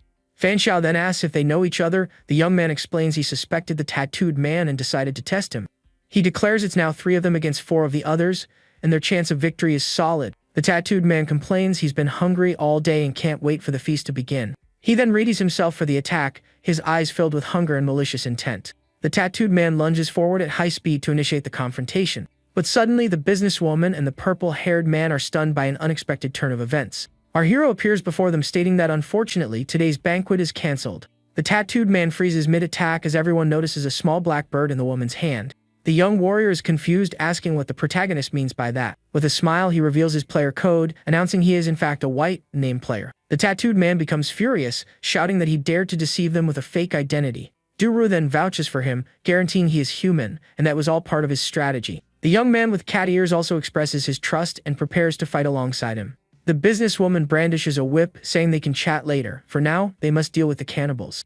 The young warrior gets angry and charges forward, yelling he will make our hero pay for his deception. The protagonist aims his blood crossbow at the enemy, readying for combat. The young warrior is undeterred, preparing to block the attack with his energy spear. With a swift movement, he successfully blocks the blood arrow, which explodes on impact with his defense. The arrow shatters, and the enemy manages to shield himself from the surprise attack. But the young warrior presses on, advancing with an energy hammer for a powerful, direct assault. Suddenly, the businesswoman appears behind him, preparing to strike with her whip. She activates her Queen's Domain ability, and a powerful pink aura envelopes her. With a flick of her wrist, she sends the enemy flying into the air with her whip, leaving him vulnerable. With a wicked smile, the woman lashes out with her leather whip at the airborne warrior. The young man is terrified, with no way to defend against the incoming blow. The whip strikes him squarely with immense force, dealing heavy damage and slamming him to the ground. The businesswoman continues to whip the enemy relentlessly, giving him no chance to recover. Our hero observes the scene, noting that while the armor blocked his arrow, it couldn't negate the whip's impact. Elsewhere in the battle, the tattooed man and the man with cat ears are trading blows at high speed. The cannibal grows furious as the other player faces him with a look of grim determination. Thanks to his cat ears, he deftly dodges the enemy's attacks with precision and agility. Duruo then joins the fray, attacking the tattooed man with his sharp, powerful sword. He and the young man with cat ears declare that the cannibal's opponents are now them, not the protagonist. The tattooed man complains about being tricked, realizing it's now 5 against 2, with the odds stacked against them. Our hero watches the battle, thinking that the strength of the Bureau of Special Affairs is quite reliable. Suddenly, the purple-haired man approaches the injured bald man on the ground, who begs to be saved. But the young man states he can't be saved and is about to be eliminated anyway. With a cold gaze, he says that since he's going to be eliminated, it's better for him to take his items than the enemy. The bald man is horrified by the purple-haired man's intentions and tries to crawl away. He pleads with the young man not to do it, but he shows no mercy or compassion. In a swift motion, he eliminates the man, saying not to worry, because he will avenge him. The businesswoman is shocked, asking what he's doing, and he replies it's for the greater good. She is furious at his actions and glares at him with anger and disapproval. The young warrior then gets up, saying his brother can't break the hero's magnetic item. He turns to the protagonist, questioning why he's fighting to the end instead of surrendering. The young warrior transforms into a giant monster and roars for the protagonist to shut up. He then charges towards the purple-haired man, declaring he will be the first to go. The young man uses his rapid running shoes to dodge the attack and flee from the giant monster. With a wicked grin, the monster watches him, preparing its next attack with its spear. He hurls the weapon, which pierces the young man's leg, leaving him injured and unable to run. The monster closes in, remarking that the rank of his shoes isn't very high and that he'll be taking them. Our hero notices that a piece of the metal armor has broken off from the main body, seeing his chance. With a swift movement, he activates his blood power and prepares for a decisive counterattack. 3 blood arrows materialize and shoot at high speed toward the giant monster. The arrows strike the enemy squarely in the back, catching him completely off guard. The monster is confused as it felt no pain from the arrow's impact. It turns and looks down at its chest but can't comprehend what is happening. Suddenly, its body begins to swell uncontrollably, and it becomes utterly terrified. Our hero watches from a distance, saying he has finally found him amidst the chaos. The monster then turns to the protagonist, recognizing him as the cause of its condition. With a wicked smile, the young man simply watches as the enemy's body prepares to detonate. A massive explosion erupts, and the monster is completely annihilated in a burst of power.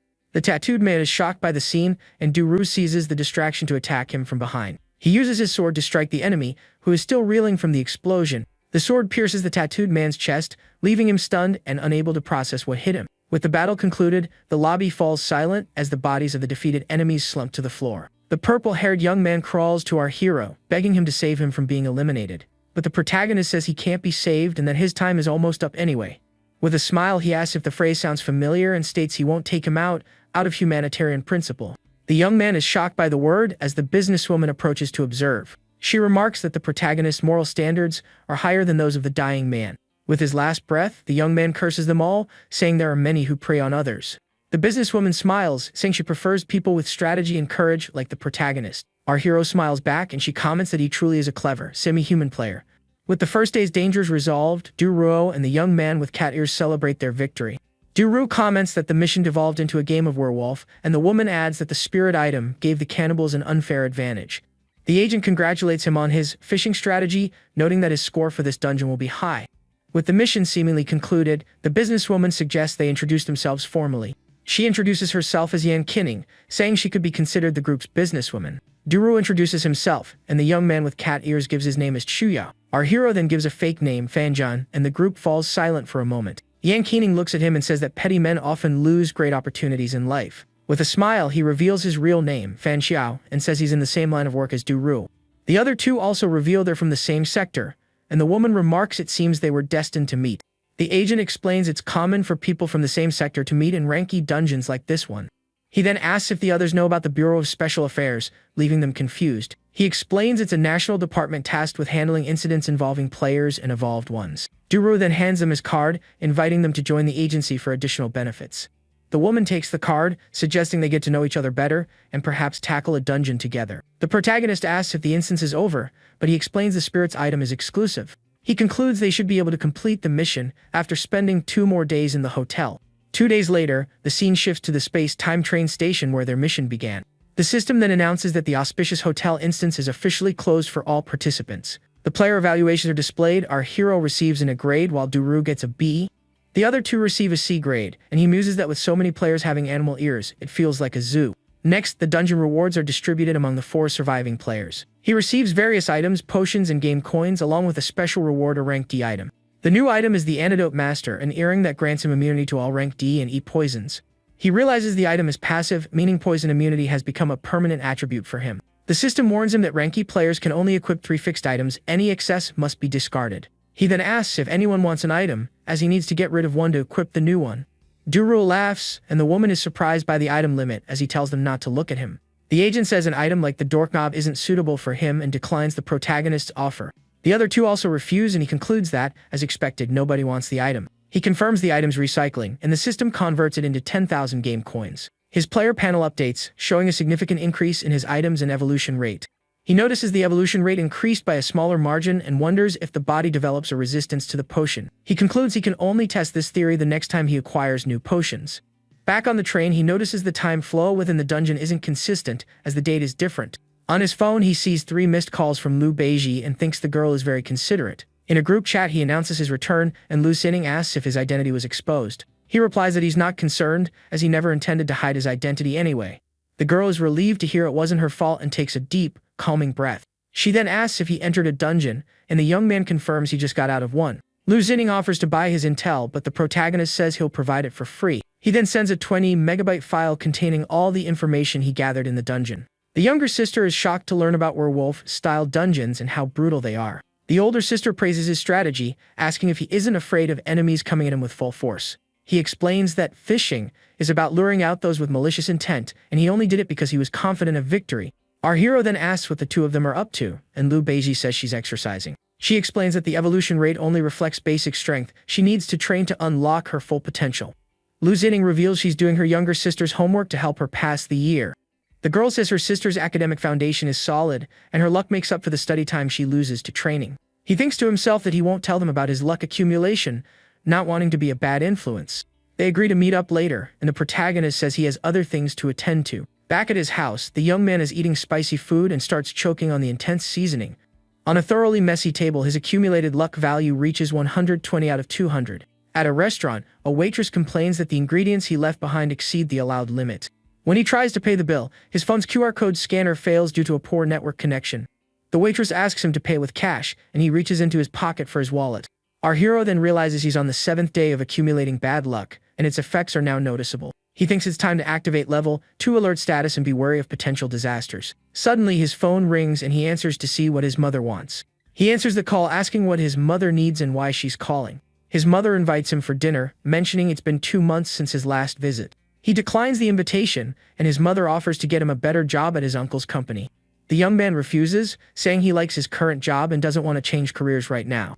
He then recalls his mother's wedding and how he spent a month's worth of luck to ensure her happiness. With a smile, he thinks that their lives are happy and stable, so he has nothing to worry about. He also reflects that he prefers living alone to avoid harming those around him while accumulating luck. His mother then insists he needs treatment for his illness, and says she has scheduled an appointment with a new psychologist for him. The protagonist hangs up and, with a sigh, decides he needs to deal with the oil stain on his shirt. He heads to a nearby shopping center to find a restroom and clean his clothes. In the restroom, he recalls how at age 13, he fell down a flight of stairs and hit his head hard. He wonders if his brain was damaged, because afterward a hazy extra memory surfaced. The memory was of an older sister who was very caring and always looked out for him. He went to the hospital multiple times, but every test showed his physical condition was perfectly normal. From this, he concluded the issue wasn't physical but psychological and began seeking therapy. He started seeing psychologists regularly and taking medication to treat the problem. At age 14, he discovered he could control his good and bad luck, and everything clicked. He realized he wasn't just unlucky, but an individual with a special superpower. Upon using his luck to normalize his brain, he found that the memory was real, not a delusion. With a new theory, he thinks his erased memory might be the work of players from other sectors. He concludes that to survive and uncover the truth, he must continue participating in the evolution game. He decides to go to the psychologist to appease his mother and avoid further complications. The psychologist welcomes him, saying he has familiarized himself with his case, and there's no need to worry. He explains that having an extra memory isn't unbelievable, and that his condition is psychological. The doctor states that many psychological issues stem from unresolved problems from one's childhood and upbringing. The protagonist listens intently as the psychologist explains the potential origin of his problem. He confirms that the sister in his memory was very good at taking care of him and was always attentive. The psychologist says therein lies the problem. He fantasized about a sister to compensate for his parents' shortcomings. He explains the treatment must address the root cause, and he needs to accept reality. The doctor says the process will require both medication and psychological counseling to be effective. With that, he offers the young man a cup of water, preparing to begin the first session. But as he drinks the water, our hero tastes something strange, putting him on high alert. His antidote master item activates, and he realizes the tea has been drugged by the doctor. However, he has no fear of poison and decides to drink it to identify the substance used against him. He recognizes the taste of truth serum and wonders why a psychologist would administer it. He confirms this is an artificial disaster and decides to play along to see what the doctor is after. The psychologist then asks if, aside from the memory, any other problems are currently bothering him. The young man confirms he has many, and the doctor prompts him to explain. He begins by recounting how everything he does succeeds, and how he won the lottery on his very first try. The doctor interrupts, wondering if the young man is some kind of chosen one who's just boosting. He then asks a series of questions about increased appetite, aggression towards animals, and enhanced strength, but the answers are all no. The psychologist concludes it was just a fluke, and the patient is an ordinary guy, not the target he was seeking. But suddenly the protagonist drops the key phrase anemic earring, and the doctor tenses up. In a swift motion, the young man uses his blood power to create a cut on the psychologist's face. The doctor is completely shocked by the surprise attack, unable to comprehend what just happened. The psychologist, completely startled by the cut on his face, then asks what that is. Our hero just smirks and makes a finger gun gesture at the doctor. Seeing this, the man recognizes the young man's earring and realizes he's also a player in the game. Suddenly, the doctor is hit with a splitting headache and intense dizziness, starting to feel terribly unwell. He then collapses to the floor, powerless, wondering if this is an effect of the young man's item. Fan Xiao grabs him by the collar and demands to know if Dr. Cheng is also a player. Next, he forces him to drink the rest of the truth serum still in the paper cup. The doctor tries to resist and deny everything, but our hero's strength is far greater than his. Noticing his resistance, the young man says he's going to increase the intensity of the truth serum. Under the substance's effect, the man's eyes turn completely black, and Fan Xiao releases his hold. The protagonist interrogates him, and the doctor admits he's an E-rank player searching for others. He reveals that his group also targets evolved individuals, and that an organization is behind it all. The man explains they take advantage of evolved people and players seeking psychological help. Our hero puts the pieces together and concludes it's not the Bureau, but a player-run organization. He then pulls out his phone, thinking the Bureau of Special Affairs needs to hear this interrogation. Fan Xiao asks about their purpose, and the doctor replies that it's to use them like livestock. They use items to control the families, forcing them to hand over dungeon rewards. The young man then asks what kind of special item they use for that level of control. The doctor says it's a D-rank item that can control people and eliminate them with an illness. The man confirms their boss is D-rank, and that out of the 4 people he found, 2 were taken out. Fan Xiao figures this type of exploitation isn't surprising and can be found everywhere. At that, he asks if the organization has other methods for finding players. The doctor reveals that in E-rank dungeons, they act friendly to get other players' contact information. Our hero thinks his bad luck has set a new record for stumbling into a situation like this. He asks how many members there are, and the man says there are 6 official members and 12 being farmed. With the information gathered, he stops the recording, saying the evidence for the Bureau ends there. With a mischievous grin, the young man says it's now time to handle his own personal business. He moves closer and asks the psychologist what items he possesses and their effects. The man reveals he has 3 E-rank items, a shock baton, a whip, and a doll. The protagonist then orders him to hand over all his items for free, but the doctor stays silent. Suddenly, the serum's effect wears off, and the man shouts the name of one of his items to attack. He strikes with his whip, but our hero manages to dodge the blow by a hair's breadth. Fan Xiao smiles, amused that the doctor's first instinct upon regaining his senses was to use an item. The man glares at him angrily, saying he has no talent and is just a powerless player. In response, our hero simply snaps his fingers with a confident and tranquil gaze. In that instant, the doctor's body begins to tremble as he feels an immense, paralyzing pain. The young man reminds him that he can make his blood erupt at any moment with a single thought. He then eases his control and tells the doctor to hand over the 2 remaining items. The psychologist yells that he accepts defeat but absolutely refuses to give up his items. Our protagonist is surprised, commenting that he's found someone who truly isn't afraid of being taken out. The protagonist then uses his power and the doctor's hand starts to dissolve in a flash of red energy. Desperate, the man shouts that this isn't what he wanted and that he'll give up everything if the young man guarantees his life. Our hero just smirks, the blood energy swirling in his hand as he listens to the man's proposition. The doctor pleads not to be eliminated, saying he has a win-win proposal. The young man then asks why he's so nervous since he never said he was going to take him out. He states that he doesn't care about the items, as they are useless and can only be sold for coins. The doctor then asks what he plans to do, and the young man replies that for an outlaw, he'll call the police. The protagonist shows the evidence he recorded, saying he'll contact the Bureau to handle his case. But he sets a condition: hand over the items, or he'll eliminate him and claim it was in self-defense. The man asks why he wants the items if he disliked them, and the young man replies that it's better than nothing. Our hero then gives him 10 seconds to think, and the doctor desperately offers to introduce him to the boss. He claims the boss is strong and would welcome him into the organization so they could enjoy everything together. The protagonist ignores the offer and continues the countdown, saying 6 seconds remain. The man tries to tempt him with the idea of power and wealth, comparing him to capitalists and their rapid growth. But the young man is unfazed and continues the count, sending the doctor into a full panic. Defeated, the psychologist finally caves and promises to hand over all of his items. Our hero congratulates him on his choice, saying he'll get to live for a few more days this way. The scene then shifts to the outside of Dr. Cheng's psychological clinic. The protagonist glances out the window, hears approaching police sirens, and says, "They're here." The police raid the location, and one officer asks if the young man is cursed for always finding trouble. Duru arrives and teases the protagonist, asking how he gets into messes so quickly. The young man replies that his bad luck is only for criminals, and that his own luck is actually great. The agent then inquires about Fanchua's mental state, since he was there for a session. With a smile, he says there's a problem. He can't stop thinking about how to reel in more criminals. Duru is surprised he called the bureau, and the young man explains he wanted to see their power firsthand. The captain mentions his promotion, and our hero questions if it's tied to his player level. The agent then reveals he became a D-rank player after the hotel dungeon they were in. The protagonist asks what changes with the new rank, and Duru explains it's the scope of activity. E-rank players are restricted, but D-rank players have no limitations and can choose their own path. After a dungeon, they can leave the mission space and enter the world where it was located. The young man wonders what these worlds are like. Imagine if they are utopias or magical realms. The agent reveals the world he visited was anything but beautiful and seemed like a very chaotic place. Their social order had collapsed, and high-level players became kings while ordinary people suffered. But he adds that some world partitions are different, fully and harmoniously integrated with the game. Fanxiao hopes his world becomes like that and asks how many dungeons it takes to reach D rank. The agent says it depends on the grade. With 3 consecutive A grades, it's possible to rank up in 3 dungeons. A woman then approaches and thanks him for the report she received on the doctor's case. She informs the protagonist that Dr. Cheng has been taken into custody and the other members will be tracked down. Duru says his goodbyes, stating his future performance depends on the young man and to call him next time. The captain is then dragged away by his assistant while enthusiastically waving goodbye to Fanxiao. Back in his apartment, the system announces that the Sunny doll item was successfully recovered. He then sees that the shock baton and whip exceed regulations and are unusable for him. Because of this, he decides to store the items in his reserve space to potentially trade with other players. Suddenly, his phone starts ringing, and the young man sees it's a message from Lu Beiji. The girl lets him know that she and her sister will arrive in Anqing at noon, and he offers to pick them up.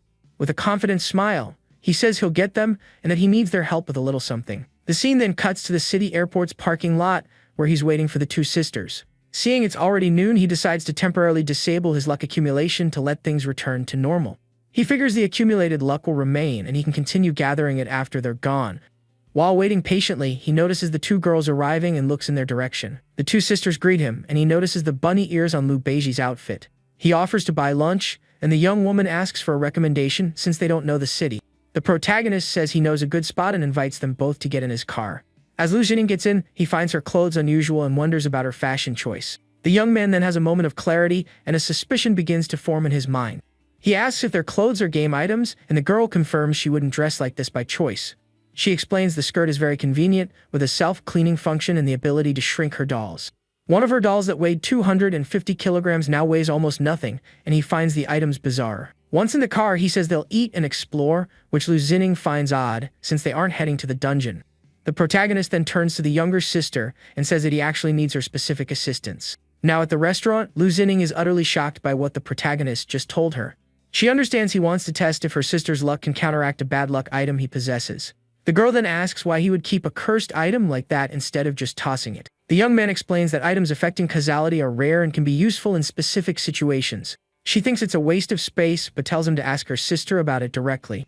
The young woman agrees immediately and asks what she needs to do to help her friend with this task. He tells her to just follow him and silently cheer for him, and she accepts without hesitation.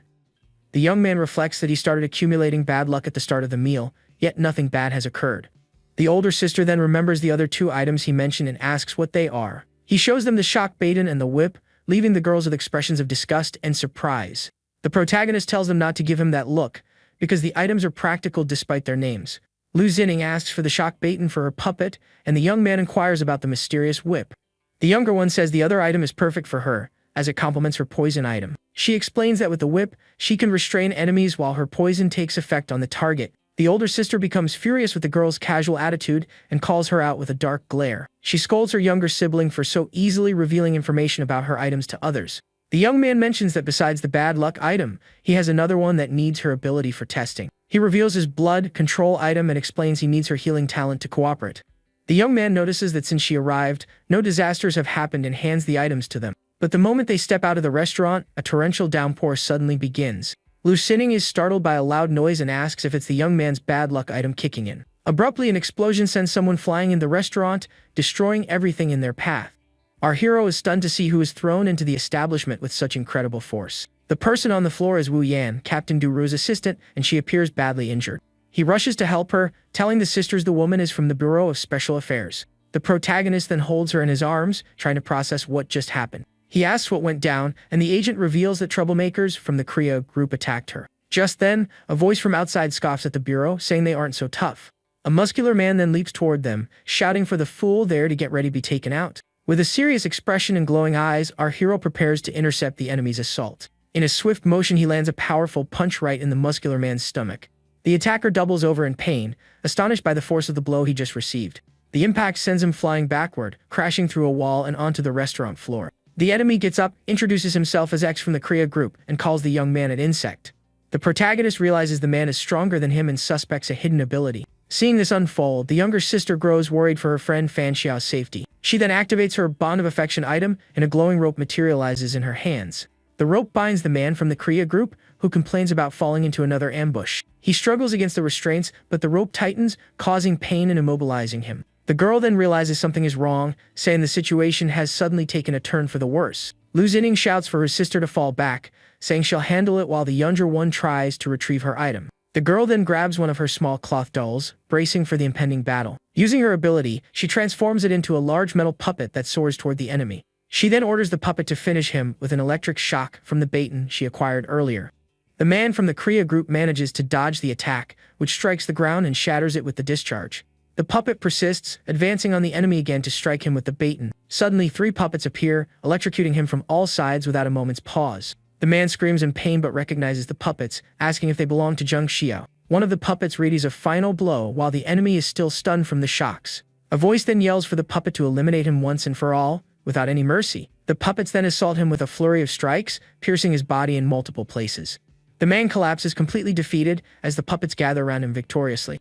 Lu Xinning then commands her puppets to recover and prepare for the next phase of the fight. But suddenly a dark aura envelops them, and several figures materialize, frightening the sisters.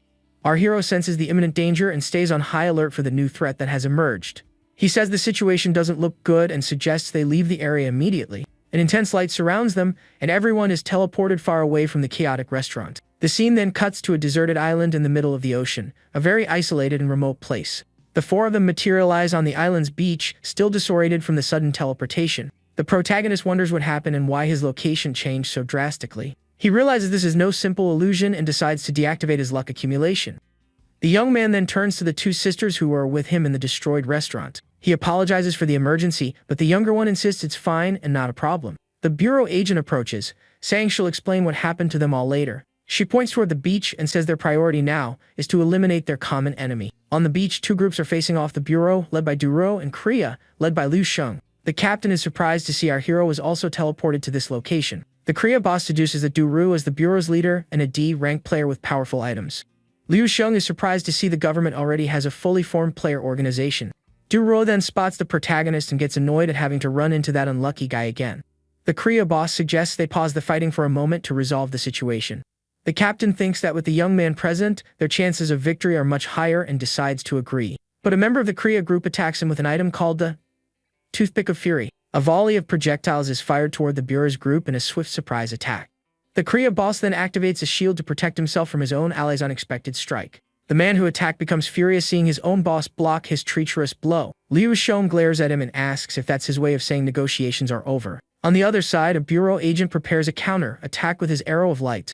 The golden arrow flies at high speed toward the Korea organization leader's shield. The boss watches the attack approach his shield, bracing for the arrow's impact. The attack shatters the boss's shield and hits him squarely with devastating and lethal force. The man screams in pain as he's engulfed by the golden explosion from the arrow.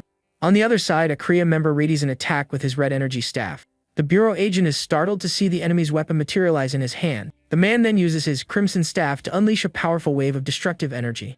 The captain yells for his men to scatter to avoid the incoming attack. A massive explosion erupts, sending several agents flying from the force of the magic. Duru manages to shield himself but sees the situation growing increasingly complicated for them. He then unsheathes his dark sword and prepares to fight with everything he has. The man with the staff attacks him with a barrage of high-speed fire blades. The captain manages to dodge the blades while advancing to engage his opponent directly. The agent then uses an orb of infernal fire to create a massive energy blast. Duro focuses and uses his sword to slice through the flames, protecting himself from the fiery explosion. He realizes the enemy is faster and can breach his defense, meaning he'll be taken out soon. The Kriya boss shouts that they forced his hand and prepares for another assault. He then rushes toward Duruo with incredible speed, ready to strike. Liu Sheng orders Zhu Ji to entangle him first so he can prepare his final attack. Zhu Ji then activates his socially awesome syndrome, Talon, and locks eyes with the bureau captain. A purple light emanates from his eyes, and the agent is taken aback by what's happening. Suddenly, he loses control of his limbs and realizes he's been caught in a control ability. Zhu Ji notices the captain looked at him, and the man with the staff seizes the opportunity. He backs away, formulating a strategy to defeat the bureau agent while he's vulnerable. He then glances at the protagonist group and assumes they're ordinary people caught in the crossfire.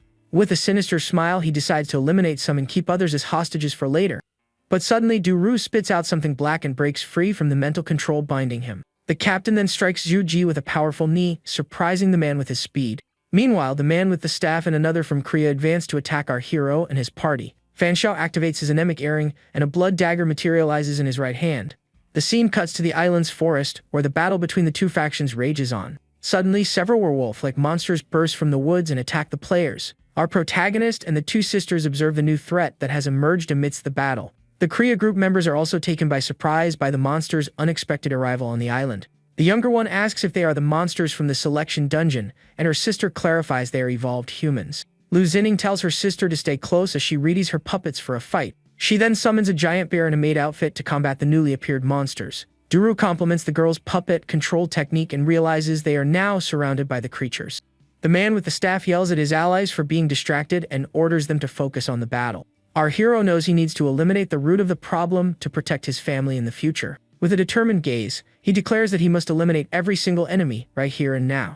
He then charges toward the man with the staff, and an ally shouts for the boss to be careful. The Kriya leader is surprised to see the young man as a player and not just an ordinary person. Our hero says the enemy may be D rank, but in his eyes, the man is already toast. He then summons his assassin angel, who materializes behind him with a smile and glowing red eyes. The man with the staff attempts an attack, but the angel appears before him, stopping him with a single motion. With a simple touch, she strikes him with an overwhelming power that instantly defeats him. The angel then moves toward the other Kriya ally, eliminating him just as quickly and lethally. With a satisfied smile, the protagonist watches his angel effortlessly dispatch the enemies. She then creates a massive explosion, taking out both Kriya members at once.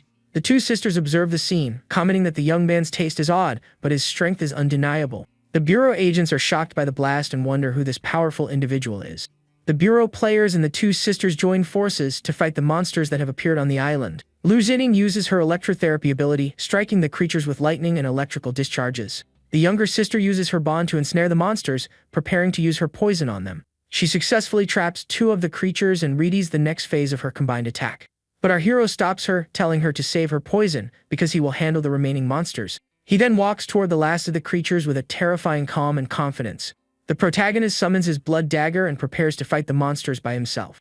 With his weapon in hand, he charges forward and begins eliminating the creatures with incredible speed. He moves through the monsters like a blur, leaving a trail of destruction and fallen foes. In the end, he stands amidst the remains of the creatures he just defeated so effortlessly. The camera focuses on the remnants of the creatures defeated by our hero on the island's beach. Duro is stunned by Fan Xiao's strength, wondering if he's truly an E-rank player. The assassin angel appears, noting there are more than 10 enemies, and that she wants to play with all of them. She sits on the young man's shoulder, saying she likes him a lot for always being so good to her. But she insists she hasn't had enough fun yet and wants to keep fighting and playing. With a mischievous look, the angel turns to the two sisters, saying she wants to play with them too. The protagonist scolds her, and the angel pouts, but he ignores her and proceeds with his plan. He says he still has 30 seconds and tells her to fly high and survey the island's terrain. From above, they spot a city in the middle of the island, complete with buildings and farmland. Our hero then orders the angel to circle the city for a better view. He finds it strange for a human city to exist on an island seemingly infested with monsters. Through his binoculars, he observes the surroundings and sees the same type of monsters he defeated earlier. The older sister asks if it's an isolated island, and the young man confirms there's a city with people. He says the odd thing is that monsters are everywhere, yet the city appears safe and untouched. The girl agrees it's abnormal and thinks that even with his strength, fighting so many monsters would be tough. She suggests heading to the city as it must be secure and they likely have defense methods. The protagonist says they need to cooperate with the Bureau, as they should have more information. He turns to the younger sister, who looks frightened by their current predicament. The young man reassures her, saying he's already cleared the nearby monsters and they'll be safe there. The girl thanks him and offers to pay for the items he gave her and her sister earlier. He replies that in exchange, she will have to stay by his side and assist him for a long time. The protagonist encourages her to have more confidence in herself and her unique abilities. He thinks her healing skills and luck attribute make her incredibly valuable. The older sister agrees to the deal but warns him not to take advantage of her younger sibling. She then asks Liu Beiji what she thinks of the proposal the young man just made. The girl replies that she has no problem with it and accepts to stay by the protagonist's side to help. With their cooperation settled, the young man declares it's time to divide the spoils of war. He presents the first item, a dustless shield, an E-rank item that looks like a necklace with a jewel. Legend says a mage created it to stay clean without needing to bath 10 times a day. The necklace generates a repulsion barrier that can even block sniper rounds and cannonballs. Next, he displays the magic clothes he took from one of the players defeated in battle.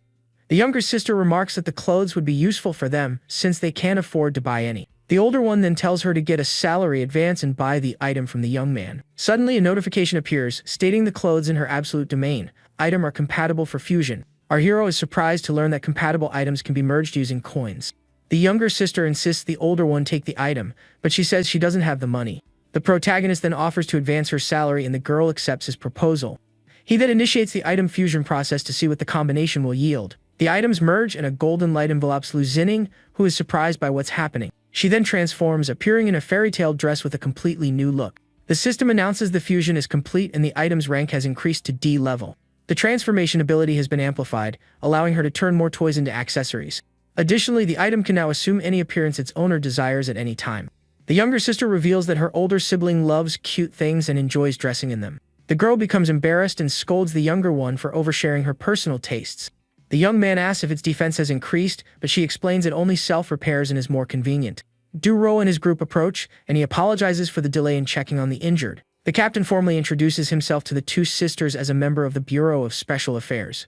Our hero then introduces him as a trusted friend and also introduces the two girls. The younger sister notices Agent Wu Yan's injuries and goes over to help her. With a green glow in her hands, she begins to heal the Bureau agent's wounds. With a smile, the girl reveals that her special talent is the ability to heal. The other agents come closer, asking to be healed, and she agrees to help them one by one. The captain remarks that a healing talent is rare and asks what our hero wants to know. The young man asks what he saw while flying, and the agent offers to exchange information. Du-Ru says he knows why they were transferred here and that there's no issue with sharing intel. They seal the deal, and the protagonist suggests they move as their current spot isn't safe for a discussion.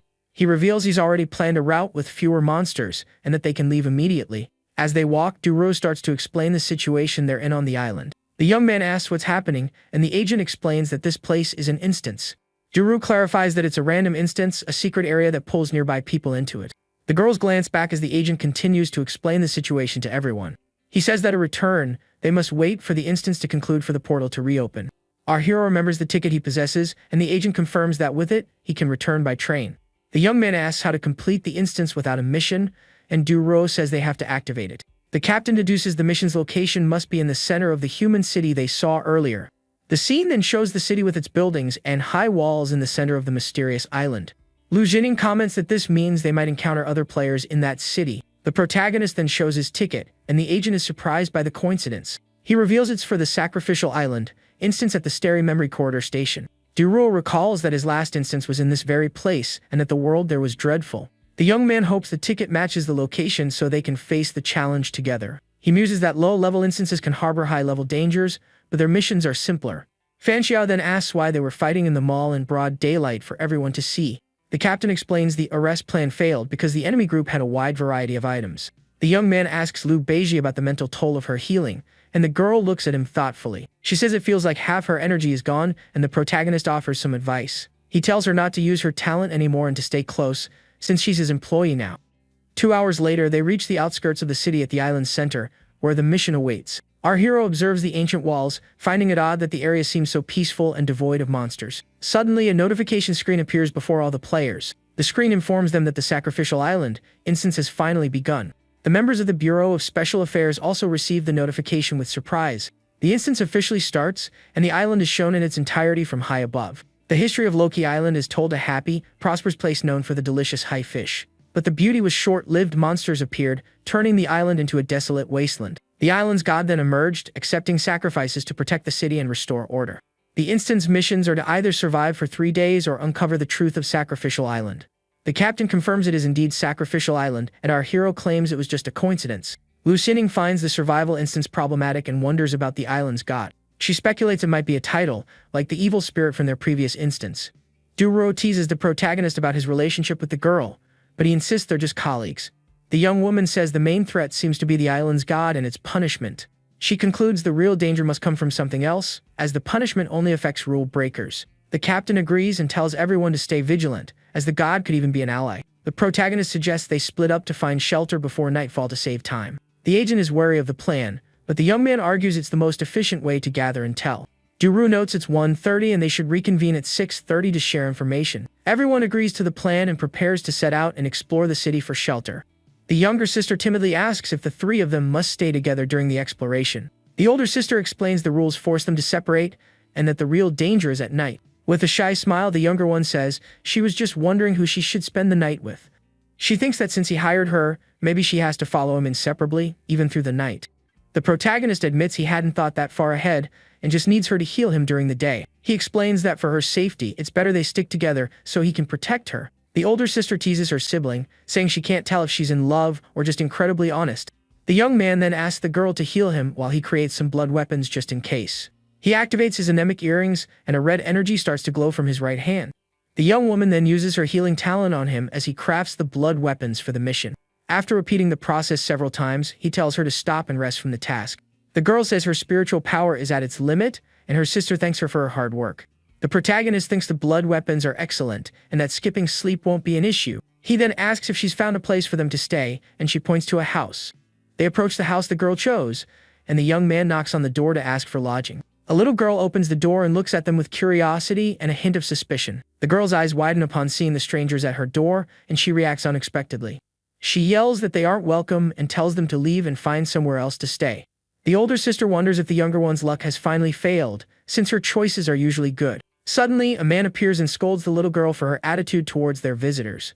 He apologizes and invites them inside, saying they must be from out of town. The man explains that other outsiders have treated them poorly, which is why his daughter dislikes them. He says welcoming guests is an order from the spirits and sends his daughter to her room. The little girl obeys her father and goes upstairs with a sad expression on her face. He apologizes for the awkwardness, and the young man says her worriness is understandable. With a smile, our hero assures him that they are good people and easy to get along with. But in his mind, he knows that players are suspicious by nature, and even NPCs can't be trusted.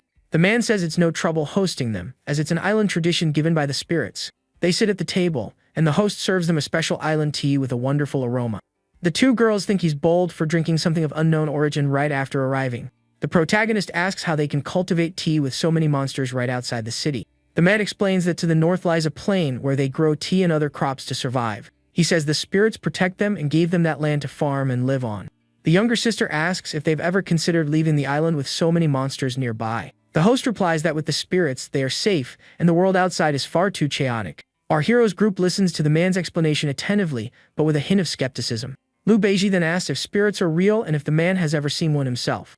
The man is taken aback by the question, his eyes widening with surprise and a touch of fear. He becomes irritated, insisting the Lord of the Spirits has always existed and protected them. Our hero intervenes, apologizing and saying the girl is young and just asked out of curiosity. The host calms down but warns them respect the spirits to avoid divine punishment. The protagonist introduces himself as Fanner to the host and asks the others to do the same. The two sisters introduce themselves as Jizzy and Doll, and the man finds the outsiders' names peculiar. The host then introduces himself as Lu Wendong and shakes the young man's hand, sealing their hospitality. He reveals he has hosted many outsiders and that a new group of people arrives from time to time. With a serious expression, our hero then asks if many of those outsiders end up departing.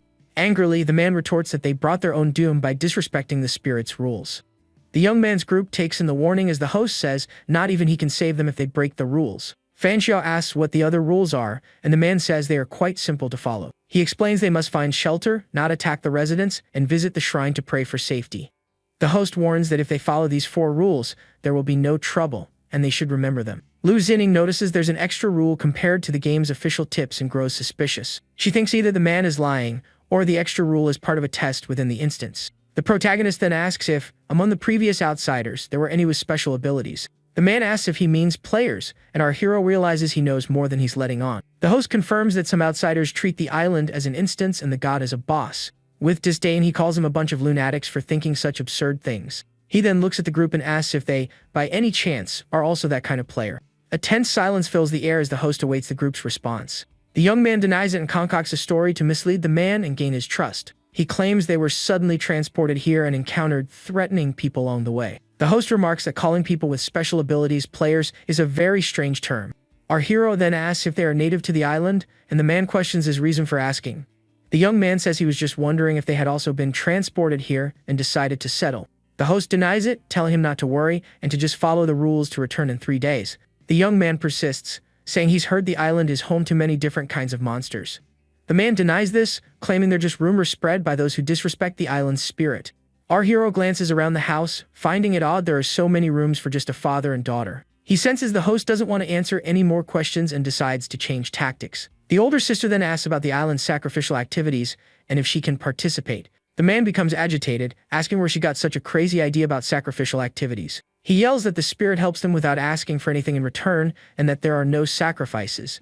The girl provokes him, pointing out that he himself mentioned daily worship and asking if he's not contradicting himself. The man flies into a rage, accusing her of insulting the spirit and threatening to throw them out. The protagonist steps in, saying his sister has some issues and that he should ignore her nonsense. The girl gets annoyed but holds her tongue, thinking she needs to endure it to get information. The host warns that speaking ill of the spirit has consequences and that he needs to control her. The young man changes the subject, asking if there are enough rooms for all of them in the house. He confirms there are rooms to spare and invites them to go up and pick one out. They head upstairs and the man says there are 5 guest rooms on the 2nd floor.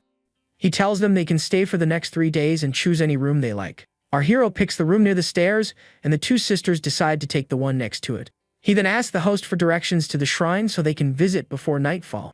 The man offers to guide them to ensure their safety, since they don't know the rules. The protagonist declines the offer, saying they'll walk around a bit and visit other town residents. The host watches them leave with a serious and distrustful expression on his face. They exit the house and begin walking through the town as the sun sets at dusk. The older sister finds the host suspicious and suggests they visit other houses for comparison. The young man says they will likely all be similar, and in the end, they'll have to return there. He states that everything hinges on the younger one's luck, so her choice of house should be the most reliable. The older sister questions the basis of her sibling's judgment, and she replies it was pure intuition. She then asks if he wasn't afraid to drink the tea the man offered them earlier. He answers with a smile that there was nothing wrong with the tea, it was just an ordinary brew. The girl is skeptical and asks if he has a poison detection tool to be so certain. She scolds him for his recklessness, but he says it's fine because her sister is with him. He explains that with the younger sister as a teammate, it doesn't matter if his actions are risky. The older one still finds it reckless, but he clarifies that the host wouldn't try to drug them right away. The young woman says his recklessness doesn't matter, and the younger one offers to look after him. The protagonist decides to trust the girl's luck, and they head back to the host's house for the night. She asks if he's not good at reading micro-expressions, and if the host was lying to them. He replies that the man is suspicious but could be a skilled actor, so they need to remain vigilant. The younger sister points out it's already 3 in the afternoon, with only 3 hours left until their meeting. The young man stretches and says it's getting late, and they need to decide on a route soon. He suggests using the remaining time to visit other residents and gather more information about the island. They then set off to visit other houses and investigate the divine shrine in the center of town. They visit 6 houses and encounter similar situations, with all the residents being hospitable. But whenever the topic of the island's god came up, the residents became serious, even aggressive. They all denied the existence of any rituals, treating the subject as a taboo that couldn't be mentioned. The sun sets on the horizon, and the protagonist realizes the townspeople are hiding something. The younger one speculates the ritual activities are key to the island's truth, making them hard to investigate. The older sister laments the rule against attacking residents, and the younger one asks what she's planning. She clarifies she wouldn't go as far as interrogation, but notes the residents feel safe because of that rule. Our hero then says it's not impossible to threaten them, and that he has a way around the rule. The girl gets excited by the idea and asks what his plan is to get the information. He explains the rule only applies during the instance afterward. They'll be free to act as they please. She understands the plan, saying they can pose as D-rank players and threaten them after the event concludes. He suggests they test the plan on their host that night to avoid causing a stir in the town. The younger sister thinks that's going too far, since the man offered them a place to stay. The older one reassures her, saying it will only be verbal threats and they can't actually harm them. Our hero tells her not to feel guilty, as they might just be on the side of justice in this story. The younger one remains worried about the plan, but the older one calms her, saying everything will be fine. The younger sister questions if the host didn't have good intentions by letting them stay.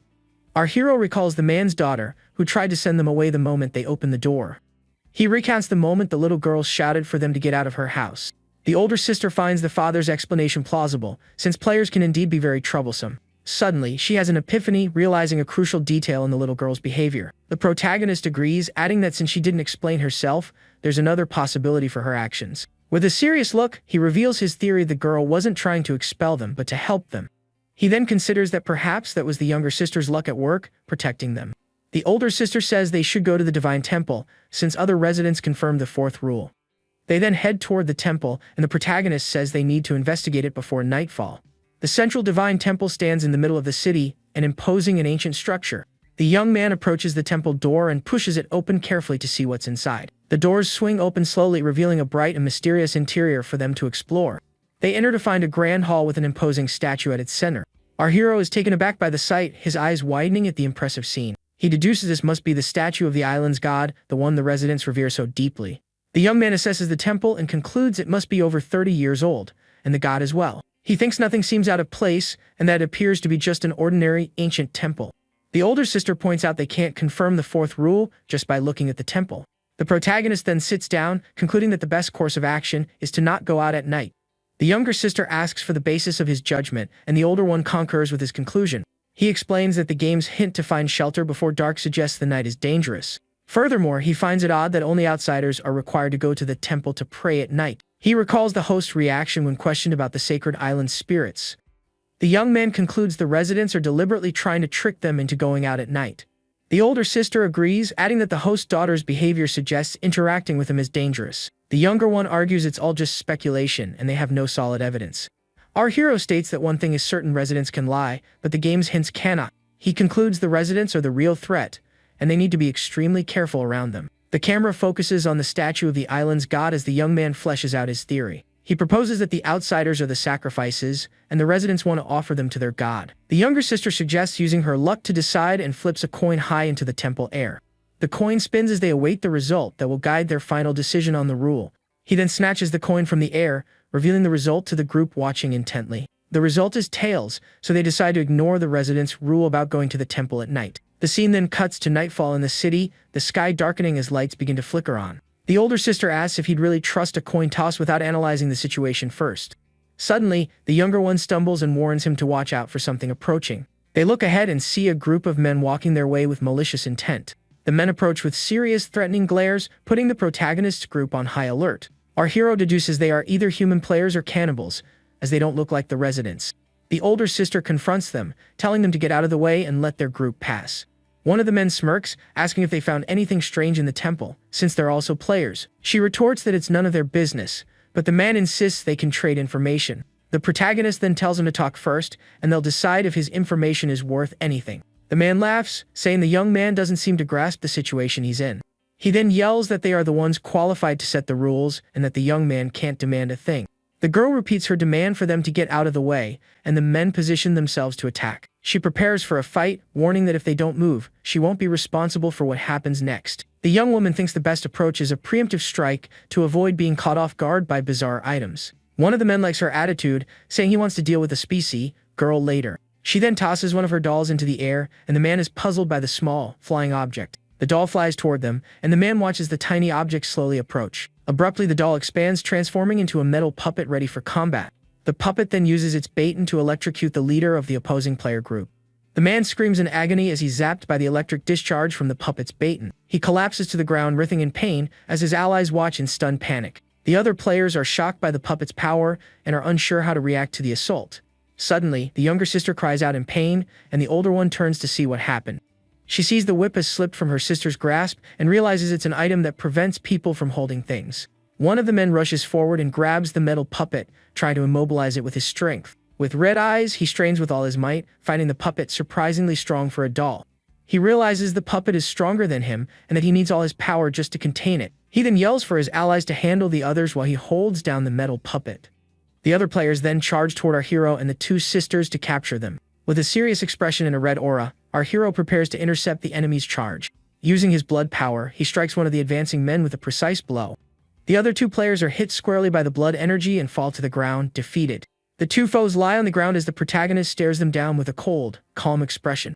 He thinks that controlling their blood was the right move, attacking before they had a chance to react. Meanwhile, the puppet uses its power to break free from the man holding it so tightly. It creates a barrier, trapping the enemy inside while chanting magical words to activate its power. The man realizes he can no longer hold back the barrier and is about to be defeated by the puppet. His allies shout for him to run, but it's too late. The barrier closes in on him. The older sister then prepares to attack the other players with her doll manipulation. The two remaining men turn and run, trying to escape the battle they've just soundly lost. A giant teddy bear appears and begins chasing the two terrified, fleeing enemies. The two men are horrified to see the puppets and a ghost surrounding them from all sides. The puppets' shadows stretch across the ground, creating a terrifying scene for the enemies. One of the men falls to the ground, defeated, while the other continues to run desperately for his life. The man celebrates his speed, but suddenly feels something strange in his body. A purple aura envelopes him, and he realizes he's been hit by a powerful and lethal poison. The younger sister appears with her staff, revealing her poison master item with a smile. Desperate, the man tries to grab an antidote, but his item screen blurs and fails. The girl then uses her whip, ensnaring him with the passionate bond, to immobilize him. He is trapped in the glowing tethers as the poison begins to take effect. With blurred vision, he still clings to the hope of grabbing the antidote and surviving the dual attack. But the poison is too strong and he collapses, defeated with no chance of recovery. The scene shows the bodies of the enemy players scattered across the city street after the battle. The two group leaders lie on the ground side by side, completely defeated. The two sisters observe the bodies and see the players' IDs hovering above them. They confirm they were all cannibal players with malicious intent from the very beginning. Our hero explains this is common, as players living on the edge often become cruel. He says taking things and harming others becomes normal for them, and some turn to cannibalism when they can't resist. Over time, their morality erodes, and they become capable of anything to survive. The younger sister is frightened by this explanation and the brutality of the player's world. The protagonist then focuses his blood power, creating new weapons for them. He thinks that blood weapons are easy to use and can pierce through both walls and enemies. With a confident smile, he reveals he has prepared 13 blood weapons for the next fight. The older sister complains that she only got one broken item, surprising the young man. The younger sister wants to trade items with the older one, thinking her own item suits her better. She says the fumble item is potent because it prevents an enemy from holding things, disabling their attacks. The girl explains her strategy: poison, bind, and defend to defeat her enemies. With this combo, she believes her opponent won't stand a chance once the poison kicks in. She adds that fumble is an all-encompassing and can't block controlled items like his earring. With a devilish expression, she persuasively tries to convince her sister to trade items. The older sister eventually agrees to the trade to leverage the item's advantage in her battles. The young woman then notices her sister looking at the protagonist with a worried expression.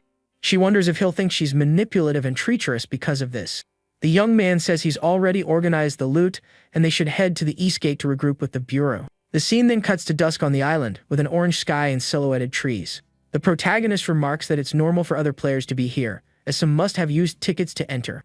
He analyzes the island, deducing that the city gates are activation points for the dungeon's missions. The group then walks toward the city's east gate to meet the bureau agents. They arrive at the gate at 6:20 in the evening and find Du Ruo's group waiting. The captain and his team are surveying the area, ready to report their findings. He reveals they encountered 2 cannibal players en route, but managed to handle them. The younger sister is surprised to hear there are cannibal players at the east gate as well.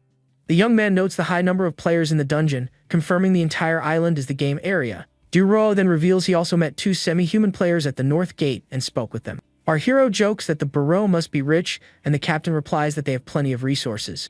The protagonist suggests they exchange intel and reveals his suspicions about the residents' ill intentions. He advises against eating or drinking anything offered by the residents to avoid trouble. He also tells them to ignore the 4th rule and stay inside at night to avoid falling into a trap. The agent is surprised and asks if the rule about worship and prayer at the temple is really false. The young man says it's highly probable, adding that he noticed many empty houses in the city. The captain shares his information about the semi-human players he met at the North Gate. He reveals the dungeon belongs to the Gob-O World sector, and the players were natives from there. The 2 semi-human players came from 2 different regions within the same world sector. The scene shows the city walls as Du Ruo continues his explanation to the group. He estimates that more than 2 regions are promoting immigration to the ritualistic island. Our hero questions the idea of immigration, given the chaotic, player-dominated world outside. He considers a secret connection between high-ranked players and the mysterious island. The young man recalls that the island was an excellent place for immigration before the monsters appeared. The scene shows a happy woman picking oranges in a sunny, peaceful field. But suddenly monsters appeared, destroying everything and throwing the island into chaos. The island's god then emerged and restored everything to normal, including the immigration policy. He notes the outside world is chaotic and no one wants to leave, which aligns with Duruo's account. He remembers the farms to the north and the host's explanation of life on the island. The protagonist concludes the host lied about the island's safety, and the empty houses are the proof. The older sister finds it strange there are so many vacant houses despite waves of immigration. The captain agrees, saying that with so many immigrants, the vacant houses should be filled easily. The girl suggests something happened on the island that eliminated many people without their knowledge. The agent asks what the protagonist is thinking about the island's mysterious situation. With his eyes closed, he suggests they try a different approach and reason backward from the result. He concludes the residents are continuously perishing and immigration is meant to fill the vacancies. The older sister believes there's a conspiracy behind the immigration and the constant deaths. She says the appearance of monsters and a god is too coincidental and that the island is a trap. Duruo disagrees, thinking it's more of a transaction than a trap or conspiracy. He explains that high-ranked players must have sanctioned the immigration to the ritual island. The captain theorizes they have a deal with the island's god, sending immigrants in exchange for wishes. The younger one asks if the god is powerful enough to grant the wishes of high-ranked players.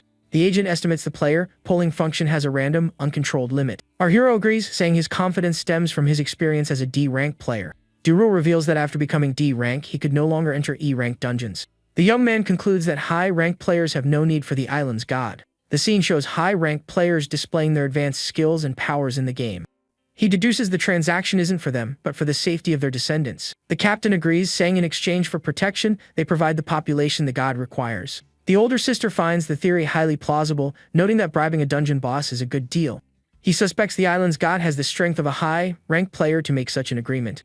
The protagonist then makes an even bolder assumption about the true identity of the island's god. With a serious look, he reveals his theory the god is a cannibal player who consumed the immigrants. The captain and the two sisters are horrified by the terrible possibility the young man has raised. He says there are no rules preventing players from becoming dungeon bosses, and it all makes sense. The scene depicts the island's god as a reaper holding a blood-stained knife.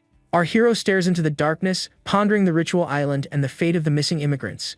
He imagines the island as an entertainment ground for the second generation of cannibal players.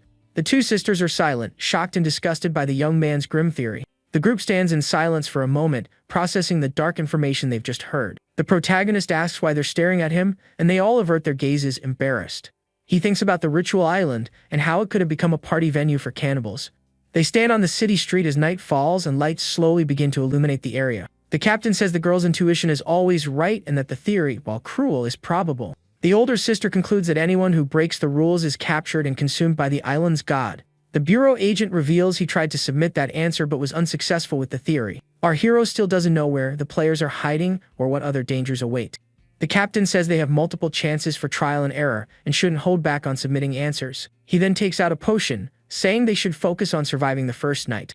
The protagonist warns them not to eat anything the residents offer, especially at night. The two sisters confirm they brought their own food to avoid eating the hosts. The captain says they should separate for now and will meet up again later. They part ways, and the agent expresses his hope that everyone will be fine when they meet the next day. At 8 in the evening, they return to the host house to spend the first night of the instance. The man is in the kitchen preparing dinner for his guests, the fire warming the stove. The younger one wonders if he will drug them, and the protagonist says they simply won't eat. The group sits at the table, waiting for dinner, and the young woman stays alert for any suspicious moves. The host then arrives with chicken soup, serving the group with a cheerful and hospitable smile. He mentions there are other side dishes and returns to the kitchen to fetch the rest of the food. They sit in silence at the table, eyeing the food, but none of them dare to touch their plates. The man returns and asks why they aren't eating, his eyes widening in surprise. The older sister thinks they are there to threaten him and shouldn't indulge him. The young man says they are wealthy and unaccustomed to home-cooked meals and brought their own. He then begins to eat his own food to avoid suspicion and maintain their cover. The host sighs, remarking that outsiders are always suspicious and this isn't the first time. Our hero asks if his daughter won't be eating, and the man says she doesn't like outsiders. The young man asks if he can see her, but the host refuses, saying she's shy and would be frightened. The protagonist notes his detoxification item hasn't activated, meaning the food is normal. The scene cuts to 9:30 at night, with the host washing the dinner dishes. He washes the dishes as time ticks by, and the hour for the temple ritual approaches. The host finishes the dishes and turns to the group sitting at the table. He asks if they aren't going to the temple to pray, warning that if they delay any longer, they won't make it. The protagonist says he has already prayed in his heart, and the older sister agrees. The man gets angry, saying they are gambling with their lives and that something bad will happen. He stands up from the table and faces the host with a defiant and confident expression. The young man asks why they don't go together, since he also needs to pray for blessings. He taunts him, saying, "Unless you don't dare to go to the temple with us." The man is left speechless, a look of fear and surprise on his pale face. He becomes angry, stating that only outsiders need to pray and that he doesn't appreciate the reminder. Enraged, the host yells for them to get out of his house and shoves the protagonist outside. Our hero thinks the man is nervous, but that he can't be pushed around given his evolution rate. With a smirk, he says the land is a public resource, and he should pay for the air he breathes. The host is furious at the young man's audacity, calling him shameless and an opportunist. The young man accuses him of being a tyrant, asking if he's trying to send them to their doom. The man becomes enraged by the accusation, shouting that what he's saying is complete nonsense. He wonders if the three of them are players and concludes that outsiders are indeed full of lies. The host tells them to stay if they wish, but they will perish if they disrespect the gods. The older sister then glares at him, asking what he means by those cryptic words. She says she wants to know about the sacrifice activities and what offerings are made to the god. The scene cuts to 9:30 at night, with the host washing the dinner dishes. The host and the protagonist group face off in the kitchen in a tense standoff.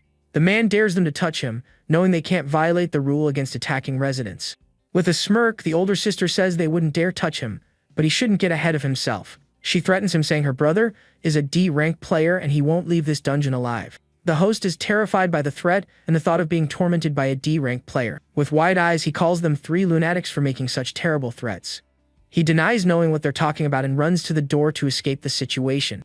The man curses them, saying they'll meet their end sooner or later for being non-believers. He then flees and locks himself in his room, leaving the group alone in the kitchen. The older sister realizes he didn't fall for the bluff and that he's afraid to go out at night. She then suggests they go ask the man's daughter what's really happening in the house. Our hero says it's pointless, as the dungeon has been active before, and the residents likely have tricks.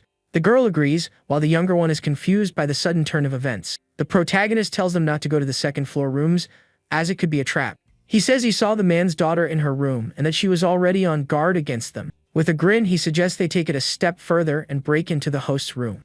The man is behind his room's door, terrified by the presence of the players in his home. He hears approaching footsteps and shrinks in fear, expecting the worst at any moment. Suddenly, a powerful punch shatters the bedroom door, and the man is startled by the force. A hole appears in the door and the host is frozen with fear, unsure of what to do. The protagonist peeks through the hole in the door and says with a smile, "We're here to keep watch." The host screams for them to get out, but the group enters the room to confront him directly. The young man feigns deafness, and the younger sister giggles at the situation, further irritating the man. He calls them shameless and hurls a teacup at the group in anger. The protagonist dodges the cup as the man yells for them to get out of his house immediately. The older sister uses her defense item, creating a barrier to protect them from the attacks.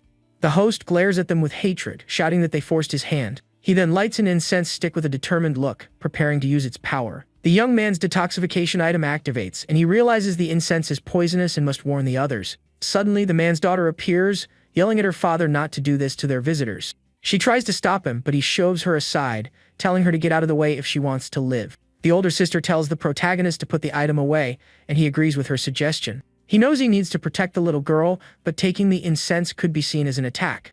The protagonist then calmly approaches the girl and positions himself in front of her. He flicks one of his blood daggers at the host's hand, who drops the incense in shock. The dagger flies back to his hand, and the man is stunned by the young man's ability. The host is furious at what just transpired and glares at the young man with pure hatred. With a swift motion, he stores the incense in his reserve space, so the man can't retrieve it. The host screams for him to return the incense, and the young man challenges him to search him if he wants. The man frisks him but finds nothing, growing desperate at the loss of his valuable item. The man shouts in desperation, asking why they are resisting the will of the island's god. With a look of pure hatred, he screams for the three of them to just perish already without complaining. The man's daughter then grabs his arm in fear, calling him father, in an attempt to calm him. But he continues to curse the island's god, and the girl begs him to stop blaspheming. In a fit of rage, the host forcefully shoves her, thoughtlessly calling her a useless thing. The older sister watches the scene, shocked and enraged by his actions. The younger one then comforts the little girl and asks the father what he thinks he's doing. He accuses her of being a hypocrite, saying if she truly cared, she would have perished obediently. The man dares them to attack, knowing the instance's rules forbid them from doing so. Our hero then calmly states they don't need bait, as they have no intention of breaking the rules. The host loses control and starts wrecking his room, cursing everyone present. The protagonist then asks if he isn't afraid of being punished for cursing a deity. The man reveals his true werewolf form, saying the god is a monster he would gladly take down. Fan Xiao and the older sister are stunned to discover the host is a monster. The young man then tells the girls to leave the room so he can speak with the man alone. After they exit, the host continues to mutter and curse the god of the island. With a smile, our hero agrees with him, saying that this whole situation is indeed a mess. He tells the man to stop acting tough because he has already figured out their entire situation. The host sits on the floor, defeated, and asks what the young man means by that. Fan Xiao smiles, saying his guess was right and that he understands the struggles of being a father. The host asks how he figured it all out, looking at him with a tense expression. The young man explains that he revered the god but cursed it when his plan with them failed. He continues, saying that if the sacrifice failed, one of the two of them would be